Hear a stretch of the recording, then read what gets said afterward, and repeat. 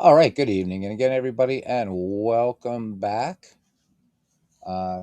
to some action PC baseball. We had a good, nice little chin wag last night. That was a lot of fun.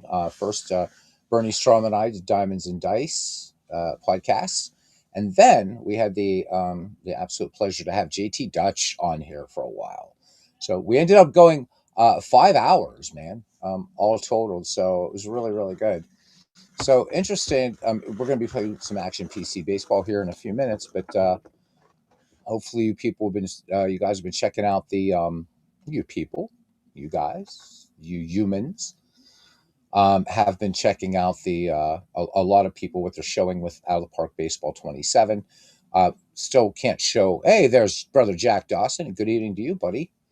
No one, as far as I know, allowed to show any gameplay yet. So the game will be out in early access if you order it directly from Out of the Park Developments on March 10th, and then the release is March 13th.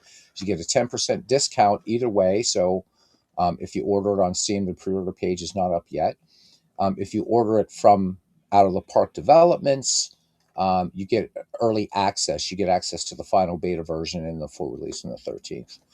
Um, you know, early access is cool. I love it, and of course, the developers do get a larger cut. The advantage to Steam, though, is you don't have to manually update anything, which is what I really like. But horses for courses. Either way, they've really they just keep improving. That's what can I say? You're already able to see and watch these videos and that people are putting up. Um, and yeah, I mean, I've got to say, I'm really, really impressed with it. There's a bit more to navigate, but I think they've also made some effort to try to again, because Out of the Park baseball can be an intimidating game as far as just getting around in it and stuff. But I think they're really doing a good job with that. I mean, you're never going to have a simple interface with a game like that. I mean, even this one is incredibly deep as well, and there's a lot going on here too.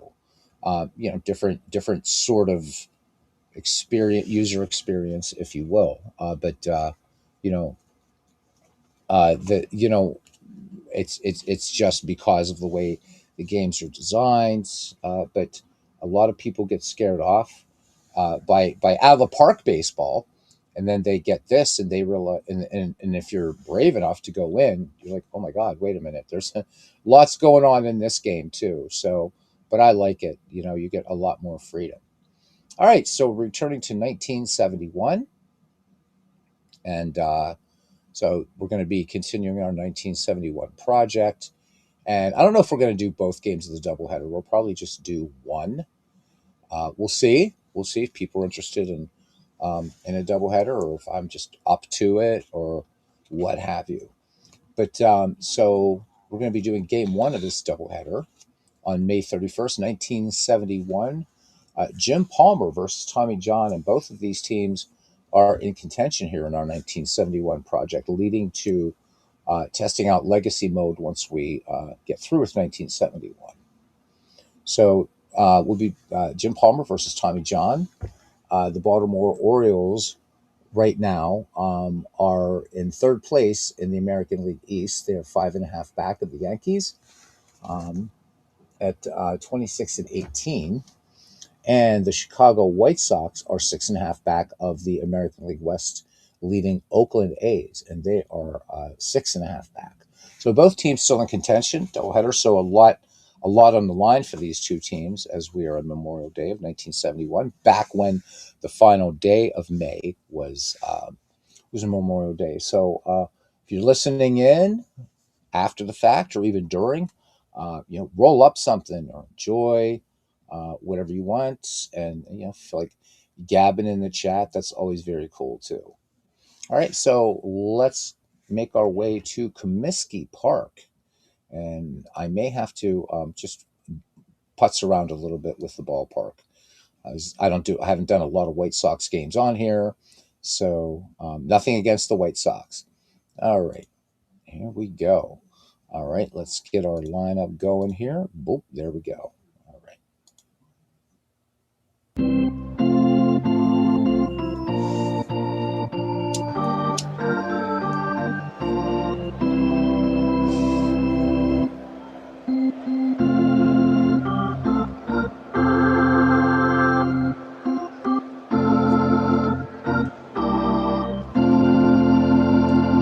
And welcome to Comiskey Park here, Memorial Day, May 31st, 1971, for a game between the Baltimore Orioles and the Chicago White Sox. This is game one of a twin bill.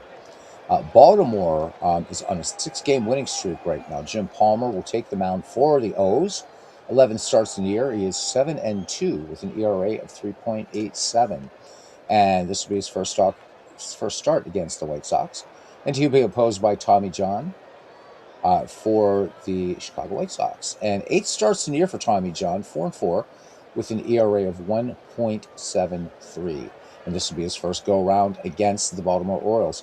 67 degrees here in the south side of Chicago with a wind speed of 6 miles per hour, blowing in from center field.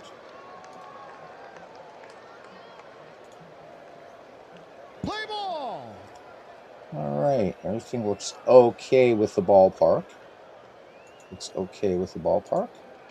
Just going to fix this up, and yeah, looks like we're good. All right, let's look at the starting defense for Chicago White Sox. In left field, it's going to be Rich Reichert. In center, Jay Johnstone. And in right, Pat Kelly. At first base, Carlos May. At second, Mike Andrews. At shortstop, Luis Alvarado. At third base, Bill Melton. Behind the plate, at Herman, and on the mound, Tommy John. Leading off for the Baltimore Orioles here in Chicago. And there's that great crazy exploding scoreboard out there in center field here at Old Comiskey Park.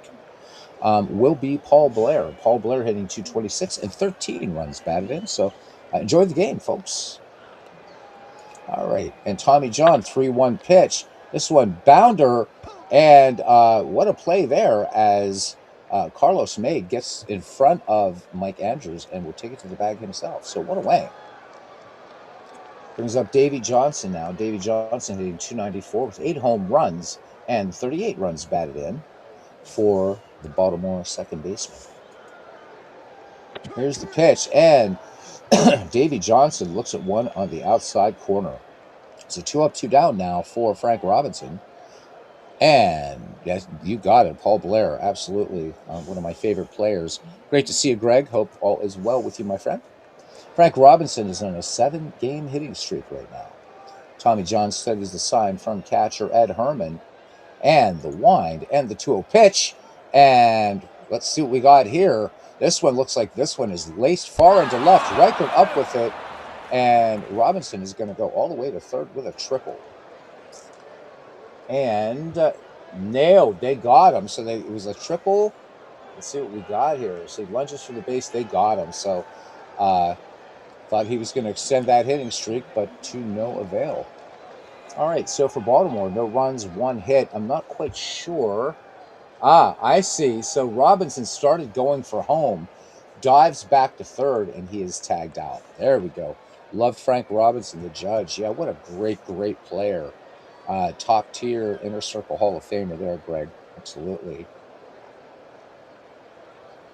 All right. I just want to look at this ballpark display because sometimes it will do weird things. And let me see. It's just a lot of work to set up all of these ballparks. So, I'll tend to just do that as I'm going along. Looks pretty good. I'm not too fond of these, so we're gonna just fix the outfield markers just a little bit. There we go. That's a little better. I really don't know, and I should probably check the forums and see just how sensitive these are. I have no idea. But let's see. We got right field all the way over there, almost out of the park. See that?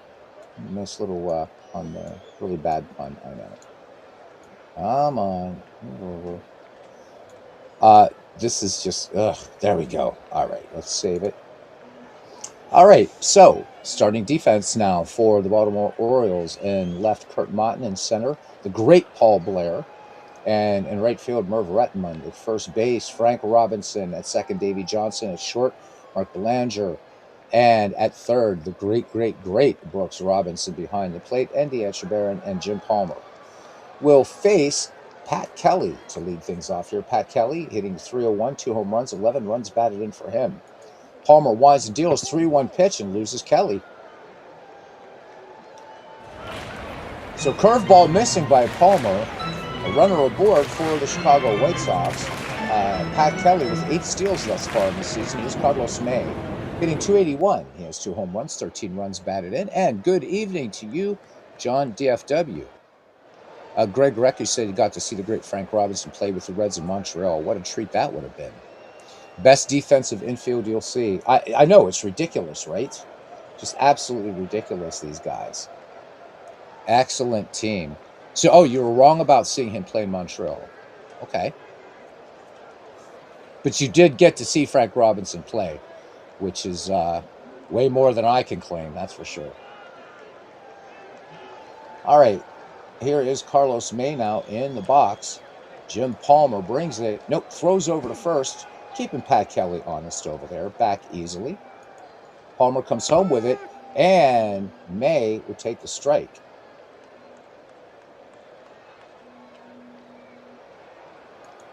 0-1 pitch. May swings, bounding ball to Belanger. Belanger juggles the ball, and just a little boot job out there at short. Third error committed by Belanger in the season. And the Chicago White Sox with 2 on and nobody out, courtesy of a walk and an error, brings up second baseman Mike Andrews. Andrews off to a really good start here when the end of May. Second baseman Andrews hitting 322, 4 home runs, 22 runs batted in. And Alex joining us. He said exhibition game. This is an actual in-season game, not an exhibition game. So it's great to see you, Alex. Maybe since you're here, we'll go through this game. Just autoplay the nightcap of this twin bill, and then we'll play a pirate game for June 1st. There's Nathaniel. Says hello. Great to see you, Nathaniel. Hope the headaches have eased up for you. You've been missed. And John says he's starting an out of the park random debut league in 1920. That's going to be really fun. That's going to be really, really fun. That's a mode in out of the park baseball. And all the years I've played it, I've never tried it ever since it was introduced, and I really do want to. That should be something right up my alley. All right. Oh, absolutely, Alex. If you're hanging out, man, I will always do a bucket game if you're hanging out. And Nathaniel, I know I owe you some Brewers games too, so we end up getting everybody's favorite franchise here. Eddie Seacott not pitching. Not today. Not today. Eddie has taken a couple decades off, Greg. So Nathaniel says he's getting better. It takes 10 full days. All right, buddy. Well, you know we're always pulling for you. Palmer deals to Andrews. 1-0 pitch. Long fly ball to left field. Motton back at the track makes the catch. Kelly tags at second as the throw comes into the cutoff man, Mark Belanger. So runners at the corners for the Chicago White Sox brings up Bill Melton. Bill Melton has 11 round trippers, 45 ribbies, and a 272 average for him. Runners at the corners for the White Sox and 1 away. Palmer out of the stretch. 1-1 pitch. This one twisting foul third base slide. Motton gives chase, but this one goes about 8 rows back. Here's the pitch again. 1-2 pitch popped up. Very shallow left. Belanger out on the outfield grass makes the catch for out number 2.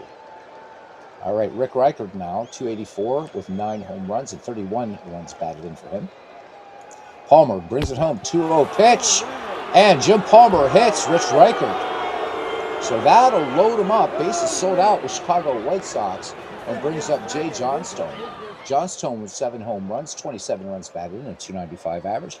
Welcome in to the one and only Tribe fan. Tim, how you doing? He says playing 1919. Use Al Spalding as a pitcher. He would make much more money with a sporting goods company. I can't remember when he went to the Big Diamond in the sky, but yeah, there you go. All right. Here we go. Johnstone batting with 2 down, bottom of the first. Bases loaded. Palmer in trouble here. 2-1 pitch. Fly ball to deep center field, but Paul Blair on his horse with incredible range makes the grab. Jim Palmer gets out of a pickle. We are scoreless as we go to the top of the second inning. And we will see Merv Rettenman, Brooks Robinson, and Kurt Motton due up for these 1971 Baltimore Orioles. Rettenman hitting .324, a home run, and 14 runs batted in. Tommy John ready to deal. The lefty fires. 1-0 pitch. 2-hopper to Melton. Throws a strike to Carlos May, and that is 1 up and 1 down. Brooks Robinson riding a 6-game hitting streak. So both Robinsons in this game trying to preserve their hitting streaks. Tommy John has the sign. Herman sets the targets. And the 0-2 pitch. And Brooksy will keep his hitting streak alive, going to 7 now. So Robinson aboard at first for left fielder Kurt Motton. So just 11 at-bats thus far. He only had 53 at-bats in the actual 1971 season. So don't get too overexcited about that .545 batting average. But he does have 2 home runs and 4 runs batted in. So Spalding would be dead by 1915. But if you wanted to play 1871-78, absolutely. The man even had a gong in his own box seat, which I think is pretty cool. If you're going to be ostentatious, I've always believed that you should have a gong and a bong. There we go. A gong and a bong, and you never go wrong. You can sit at the ball game and sing a merry song. All right, I'll stop while I'm behind. Here's the pitch to Motton. 1-1 pitch. And this one down in the dirt. Ed Herman, nice block there. 2-1 on Motton up the middle. Alvarado to Andrews, but Brooks Robinson, good slide in there, and the relay late.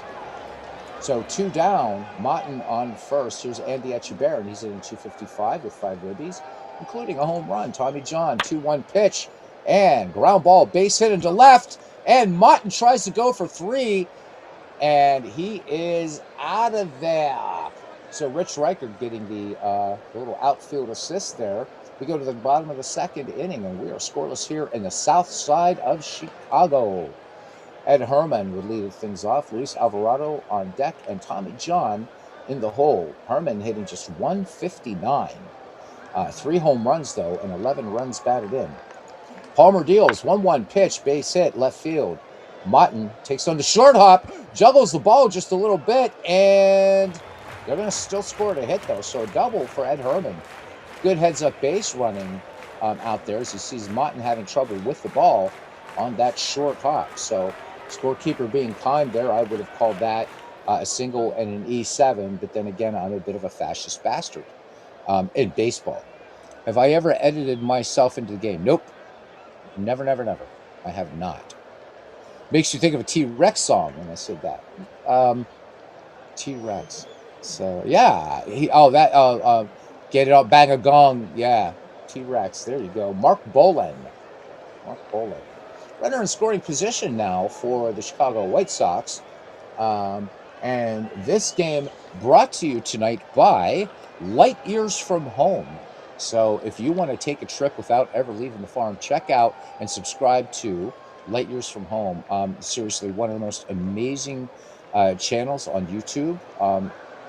Alex creates amazing journeys, odysseys, if you will, using Space Engine. One of the most incredible pieces of software out there. And Alex, it's always just something thought-provoking. So our sponsor tonight, Light Years from Home. Get it where you get your quasars, pulsars, and neutron stars everywhere. Light Years from Home. All right, here's Luis Alvarado now. Alvarado hitting .231 with 14 runs batted in. Jim Palmer peers over his shoulder there at Ed Herman, but Herman with a stolen base, but I don't suspect he's going to try to run on Etchebarren, but we'll see. 1-0 pitch. And this one, bounder to Frank Robinson. Frank Robinson boots the ball. Error on Frank Robinson, and the second error on the Baltimore Orioles. And on the play, Ed Herman did have a running start. and ends up at third. So runners at the corners, nobody out, and here's Tommy John. Palmer deals 0-1 pitch. John, good bunt. Only play will be to first as Brooksy comes in and makes the play. Runners advance, 2 in scoring position, 1 down for the White Sox. Back at the top of the order, and Pat Kelly walked back in the first. Palmer out of the stretch, 1-2 pitch. Kelly, bounder to Davy Johnson. Davy Johnson loses the ball up over his webbing and into short right. And that is going to be a big, big error on the Chicago. Oh my goodness. So that is 3 for the Baltimore Orioles. And error number 7 for Davy Johnson, a run in for the Chicago White Sox. They now lead 1-0 here in the bottom of the second inning. Carlos May last time was safe on an error. Alvarado at third, Kelly at first for the Chicago White Sox. Again, both teams in contention in their respective divisions. The throw down, Pat Kelly slides, and he is safe. Echeverria comes up gunning, but great jump there by Pat Kelly. Took me off guard. That is his 9th steal of the season. 2 in scoring position in the Baltimore Orioles right now, not looking terribly sharp. Palmer from the stretch, 2-1 pitch, and this one lined into right, base hit. Alvarado will come in to score, and they're going to hold Pat Kelly at third. So 2 in for Chicago White Sox here, and only 1 out. Runners remain at the corners. So Alex says he gets the feeling Frank Robinson felt some jealousy toward Clemente. You think that was the thing? I don't know. I mean, I've kind of heard that story. You know, I think if there was anything to that, you know, Clemente really, I mean, you know, known by baseball fans back in the day, but really comes into the national spotlight, you know, in this 1971 series. And of course, we know how he excelled, he and Steve Blass in that 71 series. But for Clemente, I mean, really, you know, Branch Rick, another one of Branch Rickey's great things that he did. You know, he's the first Latin American superstar, and Branch Rickey did it with the Pirates. Thank you very much. And I think Clemente really just much like Jackie and Larry Doby did in 1947. Perhaps there's that. I mean, I don't know. That would be something interesting to kind of look toward. But to be honest, you know what? If Frank Robinson was going to be jealous of anything of Roberto Clemente, certainly it's going to be that arm. But Frank Robinson himself would have just what a great player. Oh my God, you know it, I know it, brother. But it'd be interesting to look into that, Alex. All right, so Jim Palmer still working out of the stretch. Mike Andrews is 0 for 1, flew out to deep left last time up. Palmer really desperately wanting that double play ball right now. 1-2 pitch. Throw down, Carlos May off to the races, and Echeverria this time fires a strike down, and Davy Johnson with the timely tag. So 2 down, and now just a runner on third. Clemente had a hit in every World Series game in the 1960s as well. Yeah, I've actually run into people like on, but you know, social media, Greg. Clemente was overrated, shouldn't be in the Hall of Fame, and I'm like, are you kidding me? Oh my God. Are you kidding me? And not just because of that 1971 World Series, or indeed even the 1960 World Series. Roberto Clemente was a great player. You know, one person's argument was, well, he only had 3,000 hits. Only? The man could fly. He was a great right fielder, cannon for an arm, excellent hitter, had some power. Just a great player. And I'm not saying this as a Pirate fan. I'm saying it as a baseball fan. All right, here's Mike Andrews now in the box. 2-2 pitch. And Mike Andrews draws the walk. So Jim Palmer could be a little bit rattled out here right now.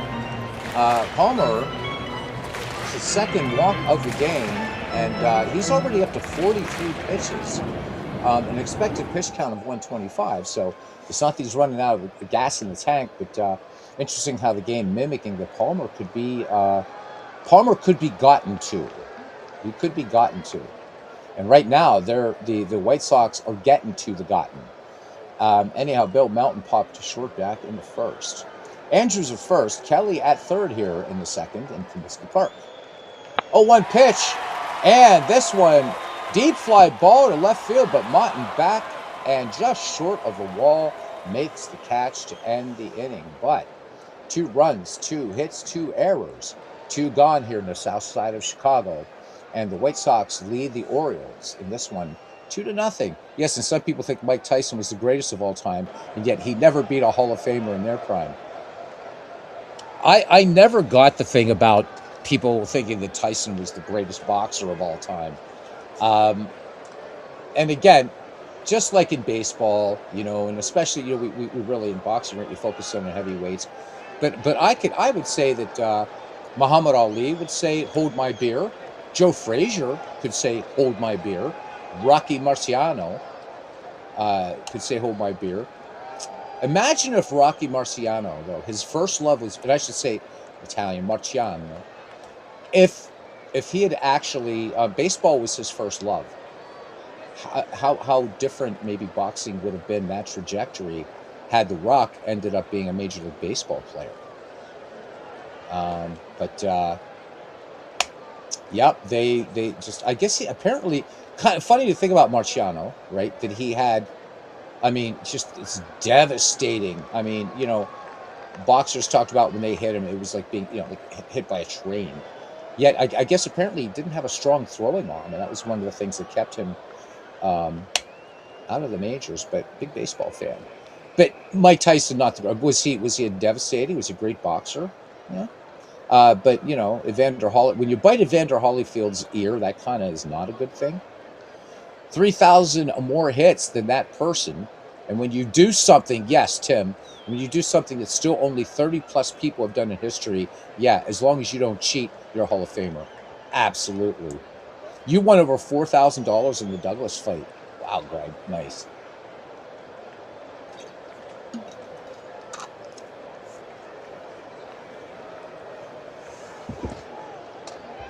I would say this. I think Tyson. I think Tyson did a lot of good for boxing, but then he kind of messed things up, and that's not boxing's fault either. But I don't even know if you can you really, you won $4,200. Jeez. So look, I'm no boxing expert at all. I like boxing. I don't know who any of the, like, a lot of the modern fighters are now, but I know some of the names of the guys from the past and stuff like that. Former champions. But when I think of people like, Muhammad Ali, Rocky Marciano, George Foreman, Joe Frazier, I'm hard pressed. Joe Louis, for God's sake, I'm hard pressed to put Mike Tyson in that rarefied company. And again, no knock on Mike Tyson, but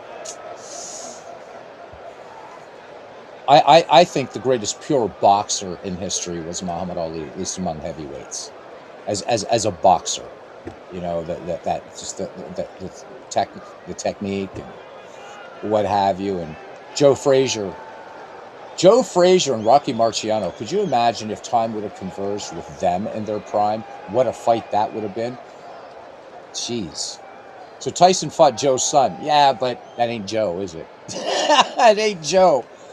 It ain't smoking Joe, man. Oh my God. I guess, yep. Foreman, Lewis, and Liston. Yeah, Sonny Liston, provided he wasn't instructed to take a dive by certain folks. Yeah, Liston was dangerous, man. Liston was dangerous. Joe Louis, yeah, all three of those guys. And I think Ali, he loved, Tyson's hero was Muhammad Ali. And I would say, considering some of the nasty, tough fighters that Rock faced, there's no way Tyson was going to knock him down. I think Tyson would have messed up Rocky's face, but I don't think even Mike Tyson could have taken down Marciano. But again, I would defer to you guys and, guys like Al Red Sox fan, who know the sweet science in and out. I don't. I'm a big fan of Jimmy Braddock just because here's a guy that beat the odds. Love the underdog, man. Tyson avoided fighting an Old Foreman. Well, that says something right there, too. All right, here's Mark Belanger. I can get caught up in boxing conversations. Here's Belanger now batting. So Belanger on the season, 262 average with 13 runs batted in.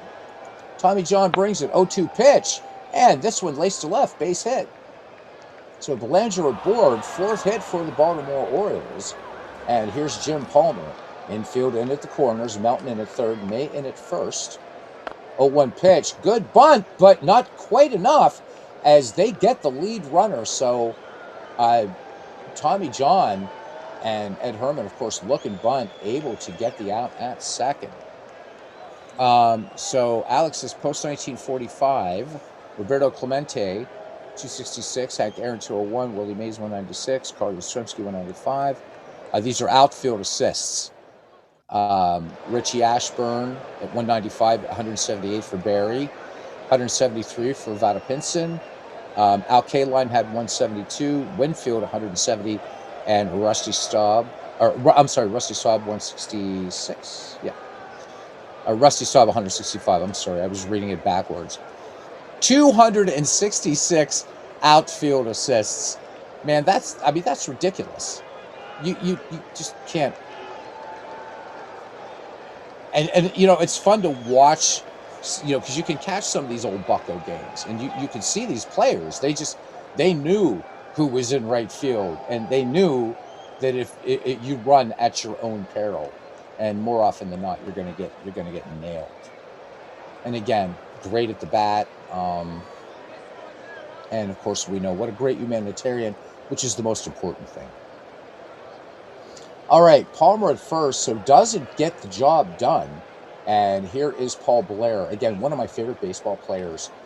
Grounded at first, back in the first. Paul Blair, of course, beamed badly. But, one has to wonder with Paul Blair. But what a great center fielder he was. And Paul Blair bouncing ball to Alvarado on the pivot to Andrews, but they are not going to be able to turn two. No relay to first. So Paul Blair is aboard, and here's Davey Johnson. He is nothing for one. And he struck out against Tommy John. Tommy John, in fact, that is the lone strikeout. Tommy deals. Nope, throws over. Got to keep Paul Blair honest. Let's see where Blair is. 3 stolen bases thus far in this season. 0-2 pitch. Long fly ball to left. Reichert back, and he has it. 4 out, number 3. No runs, 1 hit, no errors. We go to the bottom of the third inning here in Chicago. 2-0 White Sox. Blair was slick with the glove. He certainly was. The game, of course, reflecting that rating out here. If I was picking an all-time great team, I would seriously consider Paul Blair. I know that this would be shocking to a lot of people. I'm not saying he's greater than Willie Mays or Mickey Mantle or DiMaggio or Duke Snider, but you know what? I wouldn't be ashamed to have Paul Blair as my center fielder, certainly. And he's the guy, even if you have him right on the bench and you want to give Mays, Mantle, Snider, DiMaggio, Max Carey, whatever, you want to give them a rest, I would have no trouble starting Paul Blair at all. All right, so Rich Reichert with an outfield assist in this game was also hit by a pitch his first time up. See if Palmer has settled down at all here. 0-2 pitch, and it looks like he does. Fastball, swing and a miss. 1 down. There's Jay Johnstone. Flew out to deep left center back in the first, leaving the bases sold out. 3-1 pitch, Jay Johnstone, good eye up there. Jim Palmer has issued his first walk of the game. Fastball missing. Clemente, 166 triples, ranked number 1 since World War II as well. So the two, yes, he could really run, Greg. So the all-time triples record, never going to be broken, obviously.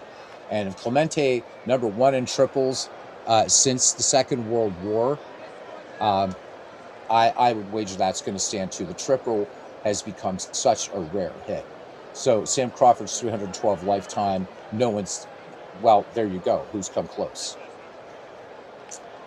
All right, Ed Herman, nothing for one. I am proud of our Pittsburgh Pirate history, Alex, and I know you are too. Double to left for Ed Herman back in the second, and JT Dutch, what a classy fan, had a lot of great things to say about our Pittsburgh Pirates. So really nice. 0-1 pitch. Ed Herman skies this one to right field. Retman first came in, now back, and makes the catch on the track. So 2 down. Jay Johnstone gets back to first, and here's Luis Alvarado. Yep, kind of speed to turn a yeah. So Greg says he had the kind of speed to turn a triple into a double. I had to read that twice, Greg. Great stuff, man. Luis Alvarado safe on an error last time. Palmer deals. Throw down. Jay Johnstone has it stolen. Look at that. So the White Sox bring in a little bit of base path aggression here. Jay Johnstone with his third stolen base of the season. Runner in scoring position for the White Sox. Alvarado back in the box. And Alvarado, big cut and a miss. No runs, no hits, no errors. 3 in the books here at Comiskey Park. The White Sox lead the Orioles 2-0. And it will be Frank Robinson, Merv Retman, and Brooks Robinson duo. Triple for Frank Robinson. And that was back in the first inning. And then Robinson tried to go for home and was tagged out trying to get back to third. Tommy John deals 2-1 pitch. This one hit with authority up the middle, past Mike Andrews into center field. So the judge is on board, and here comes Merv Retman, grounded to third back in the second.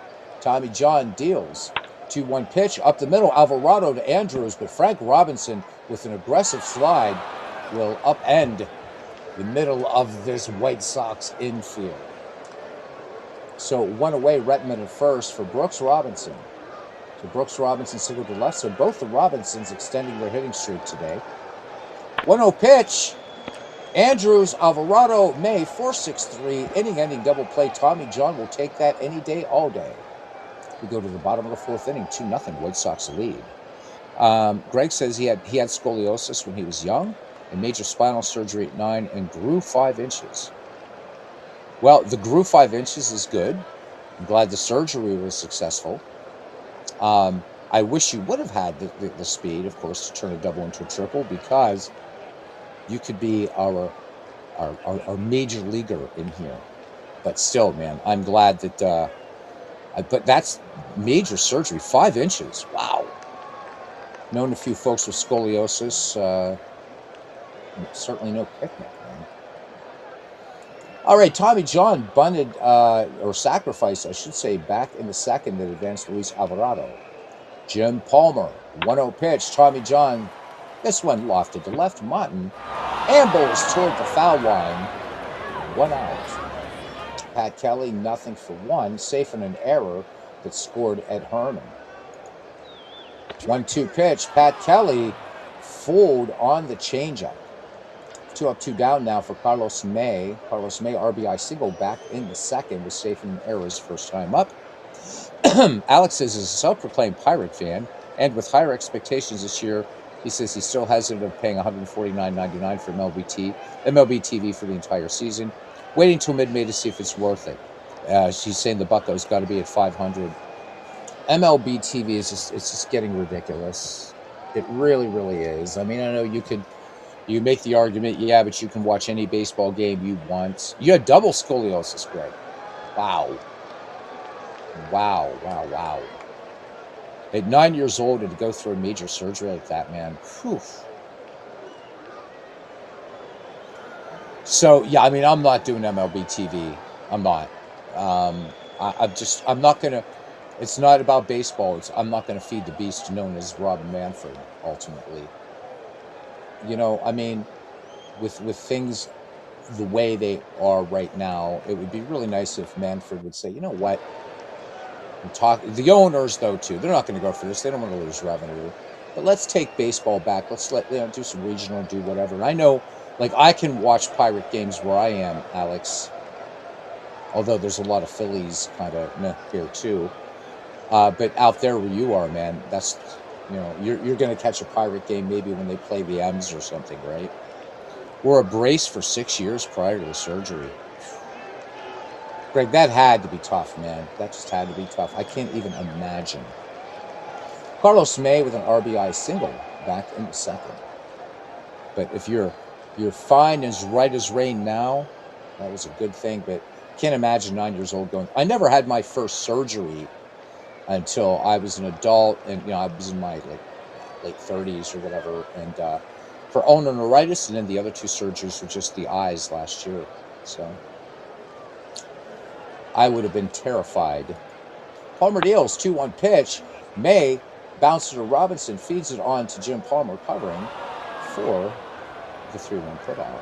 Develop tumors in your spine. God, man, that's tough. That's tough. Whew.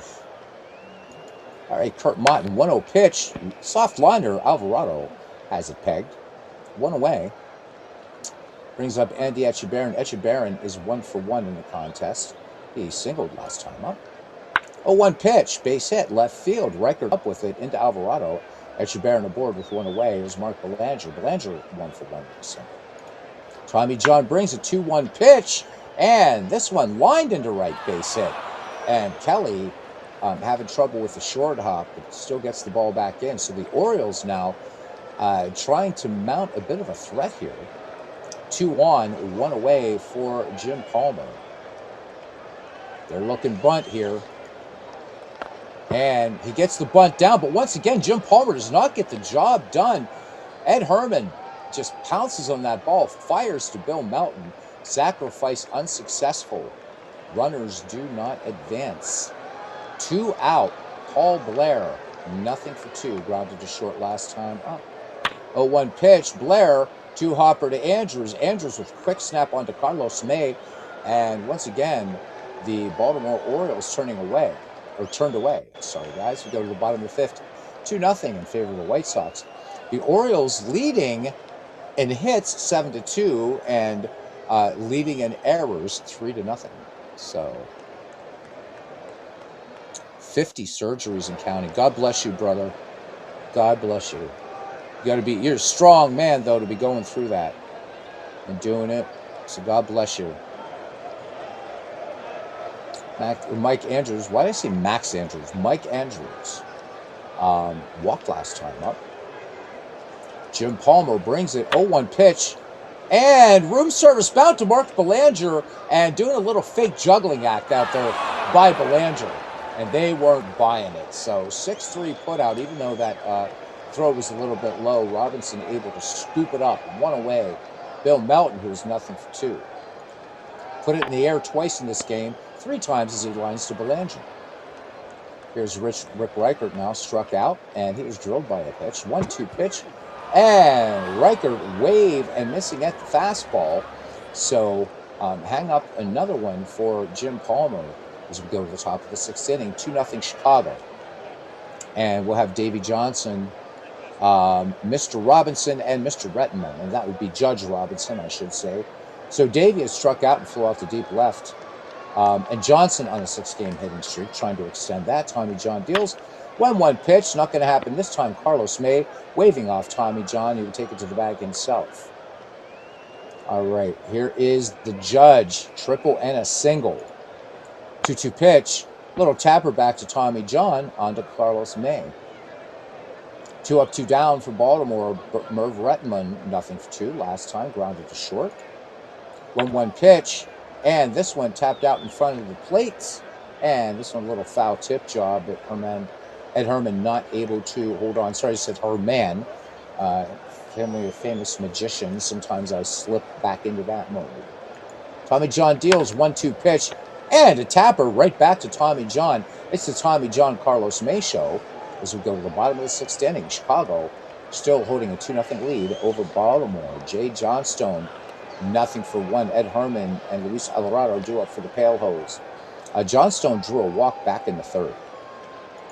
Palmer brings a 3-1 pitch. And perfect bouncer right to Davey Johnson for the 4-3 put out. Ed Herman is 1-for-2. So So stay tuned. Game 2 hopefully will be a Pirate game on June 1st.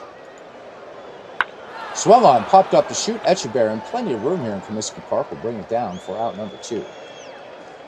Alvarado, nothing for 2. He fanned against Jim Palmer. So Palmer with 4 strikeouts in the game.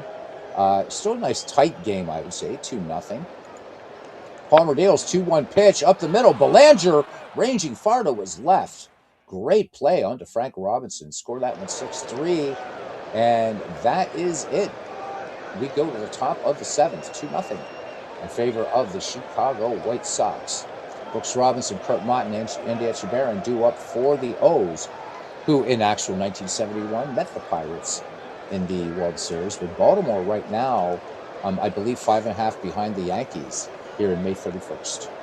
Tommy John deals 0-1 pitch, and this one, Carlos May takes just a routine tapper to the bag himself. 1 away now for Kurt Motton. Line to short. Yep, I'm completely ad-libbing, man. The only time I look at this over here, and thank you for that, Alex. The only time I look at this over here is if, like, so you saw back when Frank Robinson, right, it was like a triple, but then the sides changed. So I'm like, okay, what happened there? Then I will look, but I don't, I just improvise. And sometimes it's a train wreck, brother. Hang around long enough and it's a train wreck.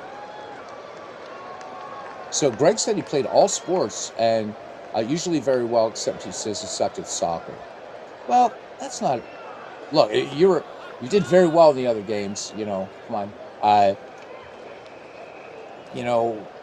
had my. I'm sorry. I know there's a lot of. I call it football. I know there's a lot of football fans in here, but I had enough football in my years living abroad that I'm good. I'm good. So Kurt Motton batting with 1 down here. Motton line to short. Tommy John studies a sign from Ed Herman. He winds and he deals. And this one ripped into left field, and Rich Reichert up with it, hits the cutoff man. So Motton aboard. Let's look here. Motton absolutely no threat to steal at all. Andy Etchebarren now settles in the box. Perfect 2 for 2 today. 2 singles for Etchebarren. So seeing Tommy John really well. John, just a cursory glance over at Kurt Motton, brings it home. Wait, Herman out to have a quick word to the hurler back behind the dish. And there goes Kurt Motton. And this one, a wild pitch. So I had to look at that one because I knew Motton wasn't going to steal. So charge a wild pitch there to Tommy John. And potential first run for these Baltimore Orioles, now in scoring position. Etchebarren back in the box. Tommy John deals 1-1 pitch and base hit into left field. The throw home. Herman's tag not in time. And in the top of the 7th inning, the Baltimore Orioles get on the board. It's 2-1 as Motton makes the diving tag into home and gets a piece of the dish. All right, here's Mark Belanger, still 2 for 2. And here we go. Belanger grounded deep to short. Alvarado has it, and then Mike Andrews throws the ball away. Does he throw the ball away? So, no, it's just going to be a bad throw, it looks like here. They're charging the error to Luis Alvarado, and again, this is where I do have to review. So the throw goes into right field. Etchebarren will go to second on the play. Belanger to first. All right, so what a mess. So the Orioles looking a little messy in the earlier innings, and now the White Sox. So 2 on for Jim Palmer. Will Jim Palmer bat for himself? Yes, he will. Oh, great play by Luis Alvarado. Leaps, pulls it out of the air. I mean, Palmer, good contact on that ball. Easily 1, maybe 2-run score. So, wow. Luis Alvarado, beautiful play. All right, Paul Blair, nothing for 3. A chance for the Orioles to tie it up with Andy Etchebarren just 90 feet away. 2-2 pitch, and that's not going to happen. 7th inning stretch time. The Baltimore Orioles pick up a run on 2 hits and 1 error. Bottom of the 7th, and we'll be right back.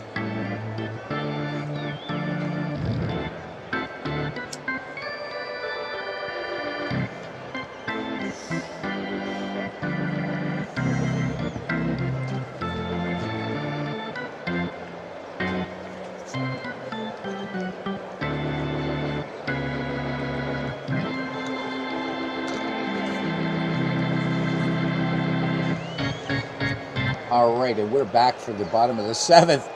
And there's Aaron Reed. He says, hey, let me hear you good and loud.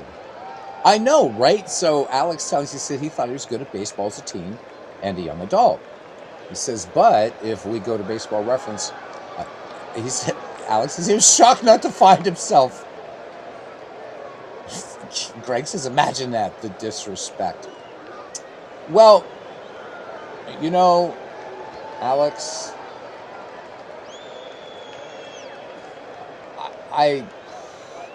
Hazano, you know, right? But you could check that website and see if you're on those other files. Because, see, Janis Joplin made those files, which is weird, as did Elvis Presley. I'm wondering if Mo Howard, Larry Fine, and Jerome Horowitz, right? Mo Horowitz, right? Morris Horowitz. I wonder if they're in that database. Oh my God. Anyhow, I don't know, Alex. We're gonna straighten that out. I'm gonna send my Uncle Angelo. He'll deal with it. All right. We're gonna take care of that for you. Hey, would say, get out of here. Get the fuck out of here. All right. Anyhow, Tommy John, nothing for one. I just lost my broadcaster's license on that one, which I'm no broadcaster anyhow, so it doesn't really matter. Tommy John, nothing for one. Jim Palmer deals to his opposite number. And on the 0-2 pitch, swing and a miss. Tommy John wanted to give it a ride. Couldn't do it. Couldn't do it. Back to the top of the order now for Pat Kelly. Pat Kelly struck out his last time up. Palmer brings it. 1-0 pitch. Paul Blair on his horse into shallow center field. And he's going to trap it in the saddlebag for out number 2. Jimmy Stewart. Greg, that would be a huge shock. Jimmy Stewart? Jimmy Stewart, Pennsylvania boy there, and about as wholesome as they get, Jimmy Stewart. Jeez.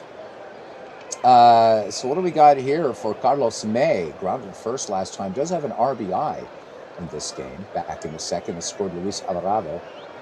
Palmer deals. 1-1 pitch. Long fly ball to center field. Blair back, leaps, grabs, brings it down. Out number 3. 7 gone here in Comiskey Park. 2-1 Chicago. We got us a pretty good ball game here. Davey Johnson trying to extend his 6-game hitting streak will lead it off. The 2-3-4 hitters due up for the Birds of the Inner Harbor. Johnson, Frank Robinson, and Retman. I should broadcast. Especially with this Jadrul that's head of the FCC right now. Absolutely. Absolutely. All right. So Davey, right now, he's gotten the ball out of the infield once, and that was a fly ball to deep left back in the 3rd. Otherwise, he struck out and grounded out.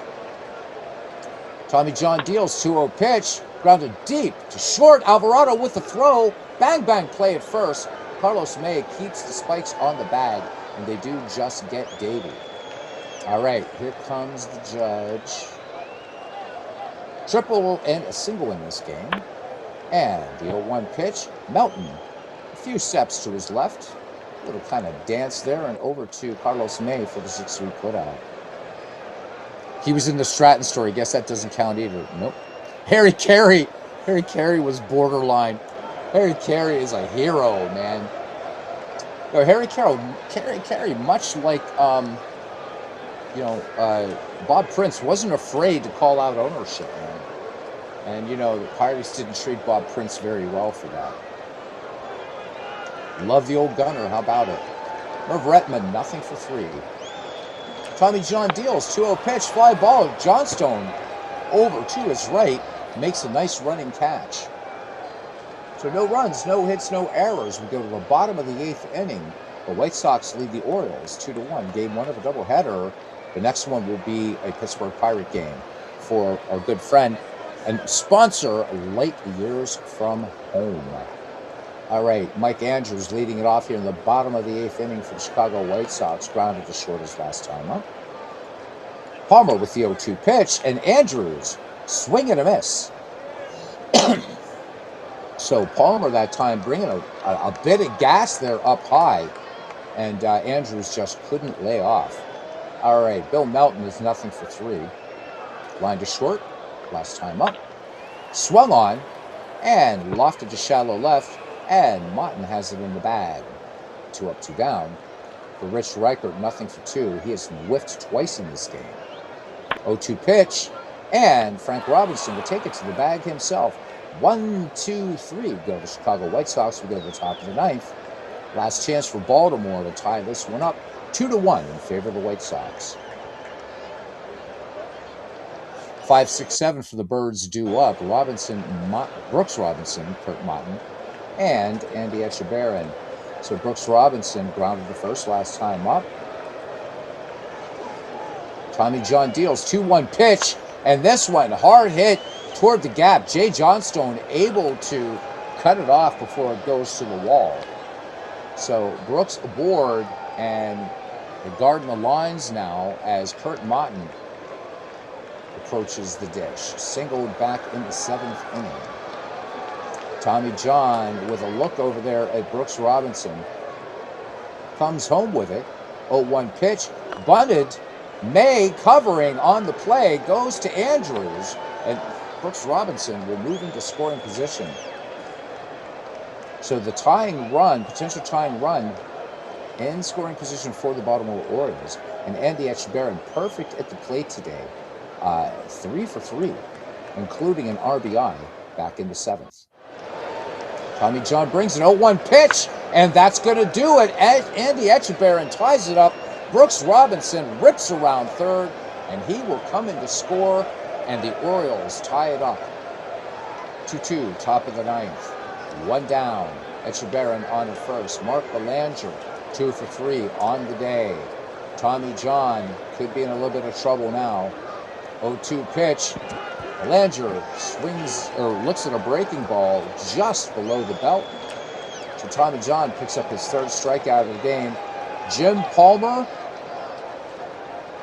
is not hitting for himself. Devannon on there. Etchebarren is out number 2. And we go to the bottom of the 9th inning. We are knotted at 2. It'll be Jay Johnstone, Ed Herman, and Luis Alvarado, and we'll let the Orioles do their thing. And this one, line drive out to Paul Blair. Paul Blair running forward, charging, and the headfirst slide on the grass, able to hold the snow cone at the top of the webbing of the glove for Paul Blair. So 1 out. Let's look at that. Well, we'll look at Watt here in a minute. Long drive to right. This one off the wall. And Bretman playing the carom. And Ed Herman has his 2nd double of today and his 3rd of the season.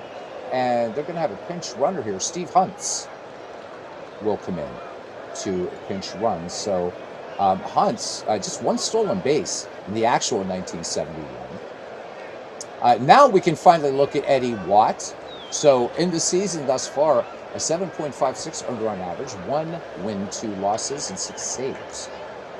All right, here's Luis Alvarado, 0-for-3, and the winning run is at 2nd.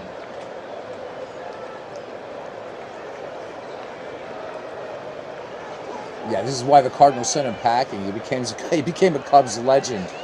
It's like, yeah, he did. Certainly a legend. Love Harry. And if you guys have ever heard Aaron Reed's Harry Carey, it's just great impersonation. You should be doing it professionally, Aaron. All right, here we go. Eddie Watt ready to deal to Alvarado. The pitch. 1-0 pitch. Grounder. Belanger ranging to his right. And, oh, no, Belanger with the throw, but Alvarado able to keep it close to him to prevent the runner from advancing, at least at first, but Huntz moves to 3rd on the play, as you would expect. 4th error for the Baltimore Orioles. That's the 4th error for Belanger in the season, his 2nd one today, and the 4th error for the Baltimore Orioles. Do we possibly have a bookend to this game. Let's see. One away, runners at the corners. Will Chicago allow Tommy John to hit? They will not. And Eddie Watt has loaded him up. Eddie Watt loads him up as Lee May draws the walk. Back at the top of the order, and Pat Kelly. So, one game winning, one batted in on the season. Big moment for you, Eddie Watt. Etchebarren out to calm this pitcher down. 0-1 pitch. And Robinson goes home. They get one and they get two. They get 1 and 2. How about it? We go into extras. Great heads-up play there on both ends for the Baltimore Orioles, getting out of an absolutely horrendous situation. We head to the top of the 10th inning, and Rich Hinton comes on to pitch now for the Chicago White Sox. Hinton's numbers on the season, a 3.86 under an average, 1 win and no losses through 9 1/3 work, 16 hits given up, no dingers. Walks and strikeout ratios fairly close at 5.8 and 6.8 respectively. Top of the order for the Baltimore Orioles, here is Paul Blair, 0 for 4, 3 ground outs and a whiff. All right, Hinton has the sign from Tom Egan, who somehow sneaked into this game. Here we go. 0-1 pitch, popped up the chimney. Egan giving chase, but this one's going to get over the netting. Hinton brings the 0-2 pitch and sent out to center field. Jay Johnstone has a beat on it. Run away. Davey Johnson, 0 for 4. Can Davey extend the hitting streak here in the 10th? Hinton deals. Johnson swings and nope. Survey says no, as Carlos May takes it to the bag unassisted. So 2 down now for Frank Robinson. The judge is 2 for 4. First 2 at bats better than the last 2. Swung on, grounded deep to third. Melton fights it off, able to stay with the ball, and fires on for the 5-3 putout. No runs, no hits, no errors. Bottom of the 10th inning. 2-2 is your score. Yes, it's turning out to be a really good one, Alex. All right, so Eddie Watt saying he looks okay.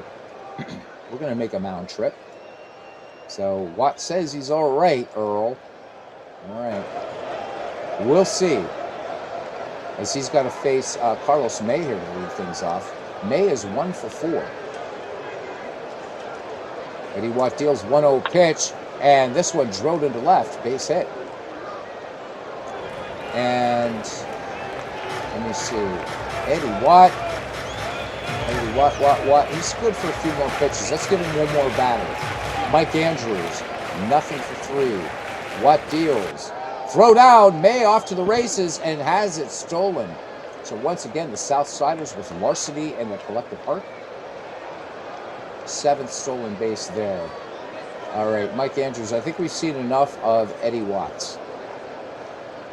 And boy, I'll tell you what, not a lot to choose from. At all. I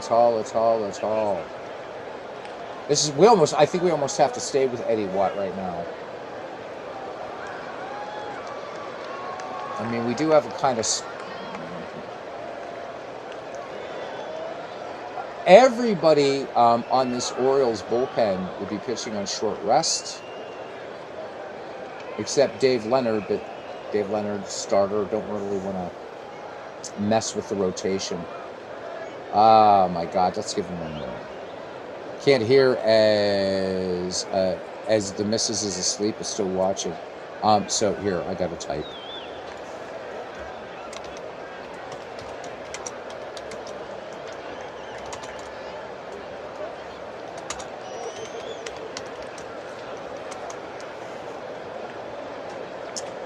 Dave Leonard, I don't know where he is in the rotation right now. Let me see.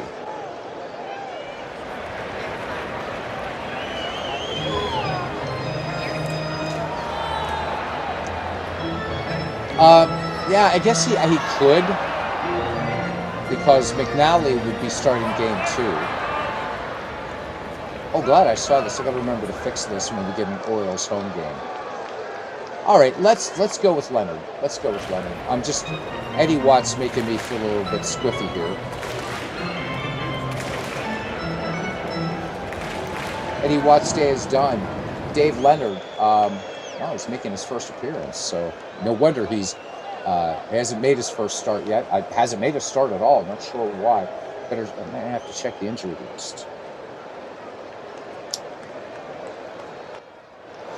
All right. White Sox looking to walk it off here. Leonard deals. Swung on, deep fly ball, but Paul Blair, he's out there. He's the Orchid man. He's going to track those pests down all day. One down, and Carlos May retreats to second. Bill Melton, nothing for four. Pitching staffs are shorter than 25 more hitters than pitchers. Yeah, and you're still getting in the early 70s, so we're not yet in the era of specialists. Leonard deals to Melton, 1-1 pitch, twisting foul. This will make the seats. Brooks Robinson giving chase. Reaches in, but just beyond the capable glove of Brooks Robinson. Count 1-2, and Melton, soft liner to Brooks Robinson, and May gets back quickly. Again, it was mentioned earlier, what an amazing infield here. All right, here's Rich Riker batting with 2 down and a runner in scoring position. A chance to be a hero in front of the Chicago faithful. And he does just that, base hit up the middle, and that is your ball game. Rich Riker comes through for the Chicago White Sox in the bottom of the 10th inning. Let's do our game recap here. So the Baltimore Orioles fall to 26-19. The Chicago White Sox improved to 24-19. For Baltimore in a losing cause, Andy Etchebarren went 4 for 4 with 2 runs batted in. Brooks Robinson, 2 for 5 with a triple, was caught with his britches down, you might say, though, at the hot corner. Ed Herman, the only, even though Chicago wins this, the only real highlight is Ed Herman, 2 for 4 with the double. So Hinton goes to 2-0 for the White Sox. Eddie Watt goes to 1-3 for the Baltimore Orioles. And not a single dinger, but one triple that came to naught. Jim Palmer went 8 innings in this one, 2 runs, none of them earned. So big story for the Orioles in this one, the 4 errors. Palmer walked 3 and struck out 6. Watt, who we said picked up the loss, worked an inning in relief, gave up an earned run and walked a batter. Leonard came on, worked 2/3 of an inning, gave up a hit. Tommy John went 9, 11 hits, 2 runs, both earned, 3 strikeouts. So Tommy John doing Tommy John things. Hinton gets the win in an inning of relief. Player of the game is probably going to be Tommy John. Let's see what the game says. And indeed, it is Tommy John. Okay. So let's go ahead. Since Alex is here, we're going to autoplay game 2 of this doubleheader. This is going to be Dave McNally, Joe Horlin, and let's go ahead and auto it. And so Baltimore and Chicago split the doubleheader. This time the Orioles 9-5 over the White Sox. McNally with the win, Horlin with the loss. McNally improves to 9-1. Horlin goes to 0-1. Boog Powell, baby, goes 2 for 4 with 2 home runs, hitting 11 and 12. Along with, of course, 2 RBI, so both solo shots for him. All right, as we look into the standings now, as we go into June 1st in the National League West, the Houston Astros at 29-20, 5 games up on San Diego and the Reds, who are tied for second at 5 out. The Atlanta Braves, 5.5 out. So the National League West, it's really not a big race. I mean, the race is still pretty tight. The National League itself, National League Western Division at least, pretty good. But all the races now, everybody's starting to pull away a bit. The Pittsburgh Pirates right now with the best record in baseball at 35-13, with an 8.5 game lead on the Mets, 9.5 up on the Chicago Northsiders. And then the other 3 teams below 500 in the American League West. The Oakland Athletics 6.5 up on the Chicago White Sox. And in the American League East, the Yankees. This one a dogfight. The Yankees just 1.5 up on the Tigers and 5.5 up on the Baltimore Orioles. Let's go to June 1st. And we will just play through it. And boom, all games have been played. Let's go to June 1st. And the Pittsburgh Pirates and the St. Louis Cardinals are going to be locking up in this one. All right. So if this game had, in the end, barring injuries, the Orioles will take the division.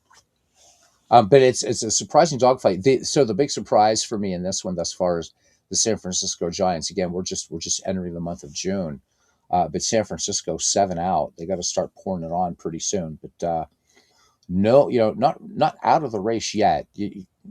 L.A. 10 games below 500, but 5 games below for the Giants. But they're underperforming right now. And we looked earlier in a couple nights ago why that is. So even allowing for that one critique, it's an A game. Awesome. So let's go back here. I wanna check back here. So Paul says if this game had an open engine, he said he would have never left it. He's completed projects from 19 to 20 to 1965 in it. His own Hall of Fame, rooftop performer of all of those. Had great conversation with Dave Cook about his philosophy, though. Yeah, it is an A game. It really this is a great. It is a great game. San Diego right now, Alex, just simply overachieving at this point. And again, just coming into June 1st, so I'm not placing too much stock in that, but I'm really surprised that American League or that National League West looking a little squiffy right now. All right, we're going to go ahead and play out this Pittsburgh Pirate game, St. Louis Cardinals. So St. Louis 12.5 back at 23-26, and the Bucks 35-13. Zachary versus Ellis. So let's all take a trip down memory lane. And then I think everything else. I'm looking before we start this to see what we have in terms of games that we're going to also broadcast another night. So obviously, A's and Yankees. You got to always do division leaders. So that's going to be a really, really, really good game there. I think everything else will just auto play out. Okay, let's go to the city of the confluence of the three rivers. For the Pittsburgh Pirates here, nightcap, and boop. All right, and let's go to our lineup. And there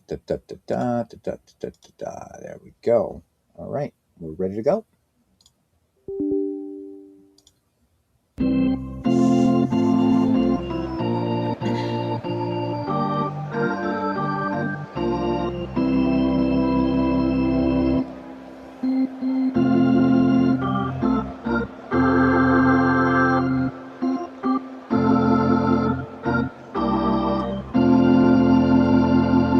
So we'll get to these comments here in a second, and it's a good discussion here going on again about open and closed engines. So welcome to Three Rivers Stadium for tonight's game between the St. Louis Cardinals and the Pittsburgh Pirates. Chris Zachary will take the start for the Redbirds. 3 starts on the year and 1-2 with an earned run average of 3.82. This will be his first start against the Buccos. He'll be opposed by Doc Ellis. Ellis with 11 starts in the year, 8-2 with an earned run average of 2. And this will be his first time this season facing the Cardinals. Cardinals catcher Ted Simmons on a 19-game hitting streak. It is 73 degrees here in Pittsburgh. Wind speed 10 miles per hour left to right. So again, anybody that's ever seen a game at Three Rivers, when that wind gets swirling around, you would in that ballpark. Although I don't usually call it a ballpark. It was a stadium. Anyhow, the man in blue says, Play ball! All right, let's turn off manual entry.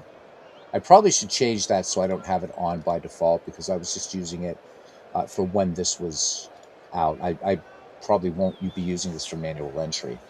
Okay, so let's go back here a little bit. JT Dutch, and back at you, my friend. Hope you're doing well today, too. Thank you again so much for being on last night. What a blast. So Mick says for him, the open closed engine was less of an issue for replays.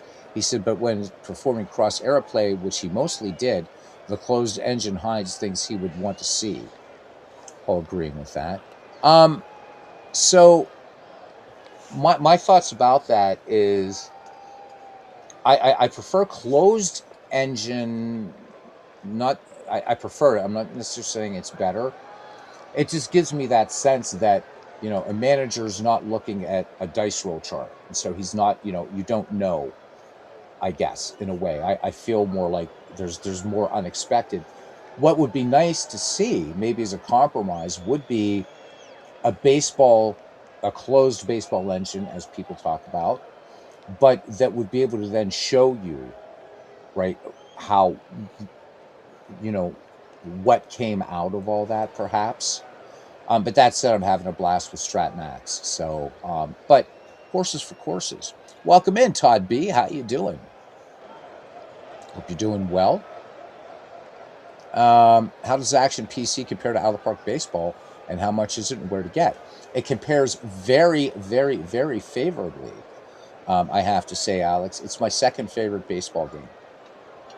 And it's just above, my other two favorites that I play a lot are Diamond Mine Baseball and, of course, Baseball for Windows. This is an incredibly deep game. You can get it at dksports.com. Pick up the basic game and reach out to me, dude. We got to get you in the Discord. I thought you were in it. I guess you're not. It's a great baseball game, and it's deceptively deep. When you look at this and you look at Out of the Park Baseball, you think, God, Out of the Park Baseball, there's so much going on. Well, same in this game. And this year, with the addition of manual entry for cards and dice players and the legacy mode for any type of player, really deep, customizable reports, sales all the time, best customer support in the business, and it plays a damn fine game of baseball. Dead ball, you got to kind of finagle it a little bit. Out of the Park does dead ball really, really well. Do I have any knocks on this game? No, I really don't. It's incredible. It's chock full of great features, and I think you can pick up just the basic game. I think it's $29.99 or something like that, or whatever. I love this game though. So Paul says every time he sees it on here, he wants to turn on his PC and play it, but you just don't. I know I have games that feed my soul more. Well, that's what's important. John says in his random debut league, he can draft 22-year-old Sam Crawford or 22-year-old Frank Thomas. I don't envy you that choice at all. I really do not envy you that choice at all. That's apples and apples in some ways. Certainly two great hitters and great sluggers. Remember, Sam Crawford was a bona fide slugger. Jeez. Todd B, I hope you're doing well. Action PC, blah blah blah. It takes a bit of setting up, but for me, I know Beatles versus Agree. It's much better than Out of the Park. I would disagree. I would not say it's much better than Out of the Park Baseball by any stretch of the imagination. For me, it's just a micrometer less than Out of the Park Baseball. But if I were to say it would be better than Out of the Park Baseball, it would just be that micrometer better. They are so good. These games complement one another very, very well. I love them both to death. I really do.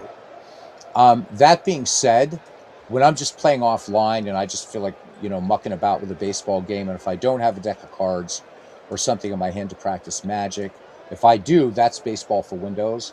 But if I just want to just kick back and manage a baseball game, I will more often play this one than Out of the Park Baseball. Because with Out of the Park Baseball, I find myself getting back into that. I'm thinking I'm calling the game mode, because that game moves a lot faster than this one. But again, horses for courses, Paul. And I know you say you can't hear, but for me, this is not much better than Out of the Park. They're both great games, and I just feel very happy. I love this game so much. I bought every season for it. So that was a hell of an investment, and I'd do it all over again. All over again. So, JT, I kind of got to respectfully disagree with that, man. Respectfully, as always. Um, I play out of the park strictly as a field manager, and I've been extremely happy with the game. I really am. That being said, though, out of the park baseball, there's a lot more in that, of course, to that game as a general manager. So if you're meaning it that way, I agree. But if I'm reading it that, so you're saying much more in terms of quantity. But out of the park baseball is an excellent field managing game. But um, there are certain things that each game does better than the other. Out of the Park has more modes that you can play, which I think is huge. Drive for the Pennant is, I think, a fantastic way for people to get into Out of the Park baseball. Action PC baseball, much easier to work with at the player level. Um, Out of the Park baseball, still a bit of a pain that way. Um, there's a lot more, but I don't know. You can get them both. Get them both, man. OneDrive is the devil. You switch to NordLocker, much happier. Doesn't try to own your life. I don't even use OneDrive, man. Not at all. I'm Google Drive, and that's all. Todd says he's been working on setting up a new computer and transferring files. He fucking hates OneDrive. Dude, I had to do this 2 weeks ago, 3 weeks ago, and that's why I just put everything up in Google Drive. Done. I don't mess with OneDrive. The thing, in fact, every once in a while, a little pop window will pop up down on my second monitor or main monitor, and it will say, "Oh, you should log into OneDrive." And get out of here. So, I and Paul says the channel works much better with the volume off. Yeah, absolutely, I agree with you. I don't know why you guys listen to me. It's crazy. So turn it off. But syncing works okay now, but anything live syncing, use Nord. Todd, you don't have to pardon your words. I'm never looking for this channel isn't for kids, and I'm never going to want this monetized. So you're all good, brother.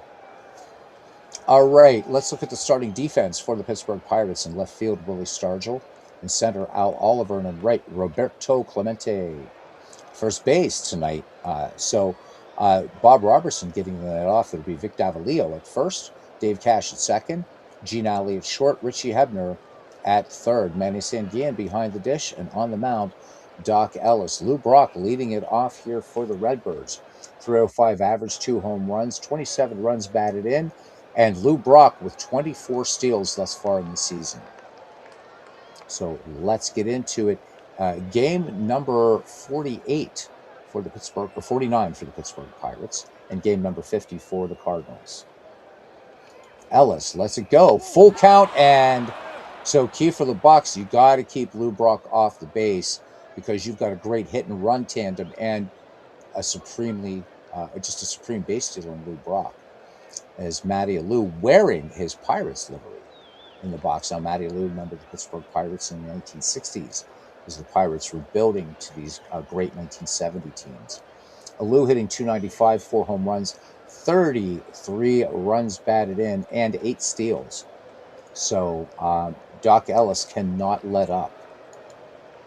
1-1 pitch, and this one line to left. Willie Stargell juggling the ball. And that's going to be an error, second error for Willie Stargell on the season, and 2 running Redbirds in scoring position here at the top of the first inning. And here's Joe Torre. Got to get me a picture of Joe Torre. Torre hitting .357, 10 home runs, 38 runs batted in for him on the season.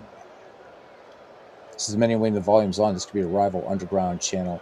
Just uses Beaver show. Absolutely, man. It allows to say nasty things. I always do. Yeah, that's right. Todd B says he had trouble with Action PC download, but Dave and company sent me an email tonight trying another setup. Yeah, they are. They're fantastic.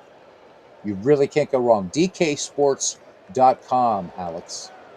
All right, Ellis to deal to Joe Torre from the stretch. 0-2 pitch. High fly ball, deep left field. Willie Stargell has it.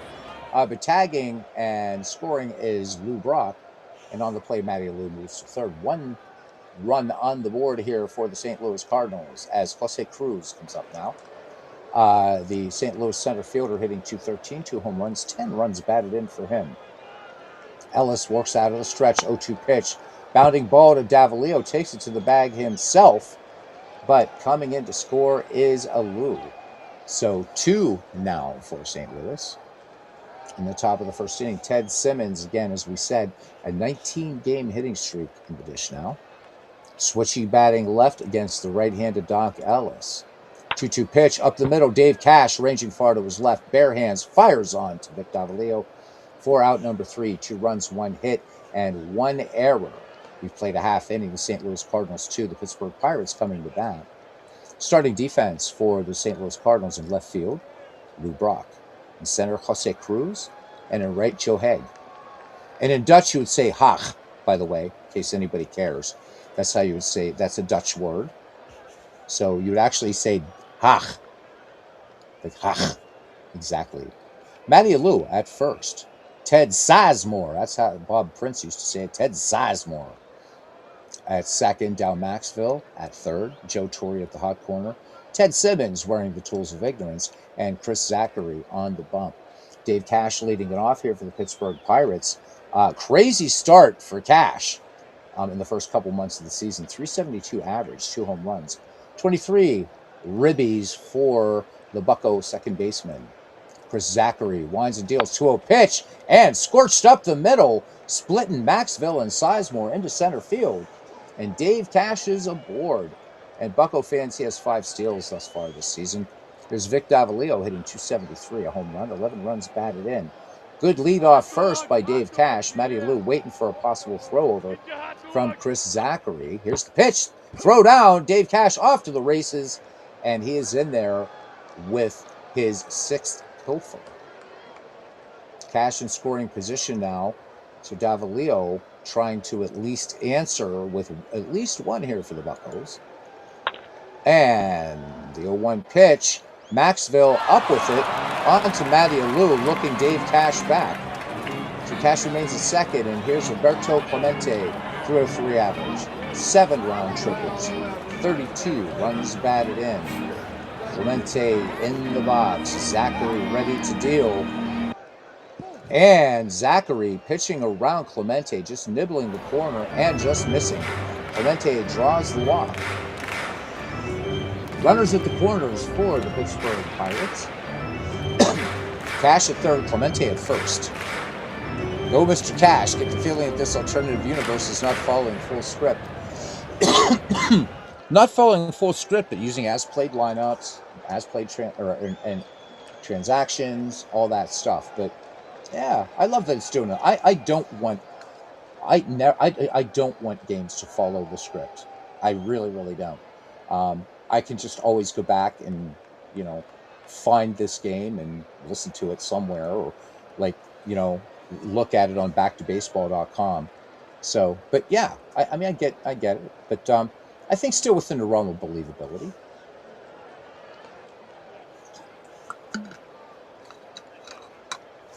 But it's a good game, Alex, and tons of free stuff for this game you can get too if you just want to get the base game. There's just an incredible, and it's an incredible community. And I think you might get along with this one better than Out of the Park Baseball. Who knows? I know you like Out of the Park, but you might find this one, because there's no real finances involved in this game. Maybe you'll find it a little bit more, I don't know. It's got that baseball-y look. Look, when I click on the field, baseball cards. You gotta love that, man. Gotta love baseball cards. This was it's one of my favorite editions. The other one that I love, Alex, is this.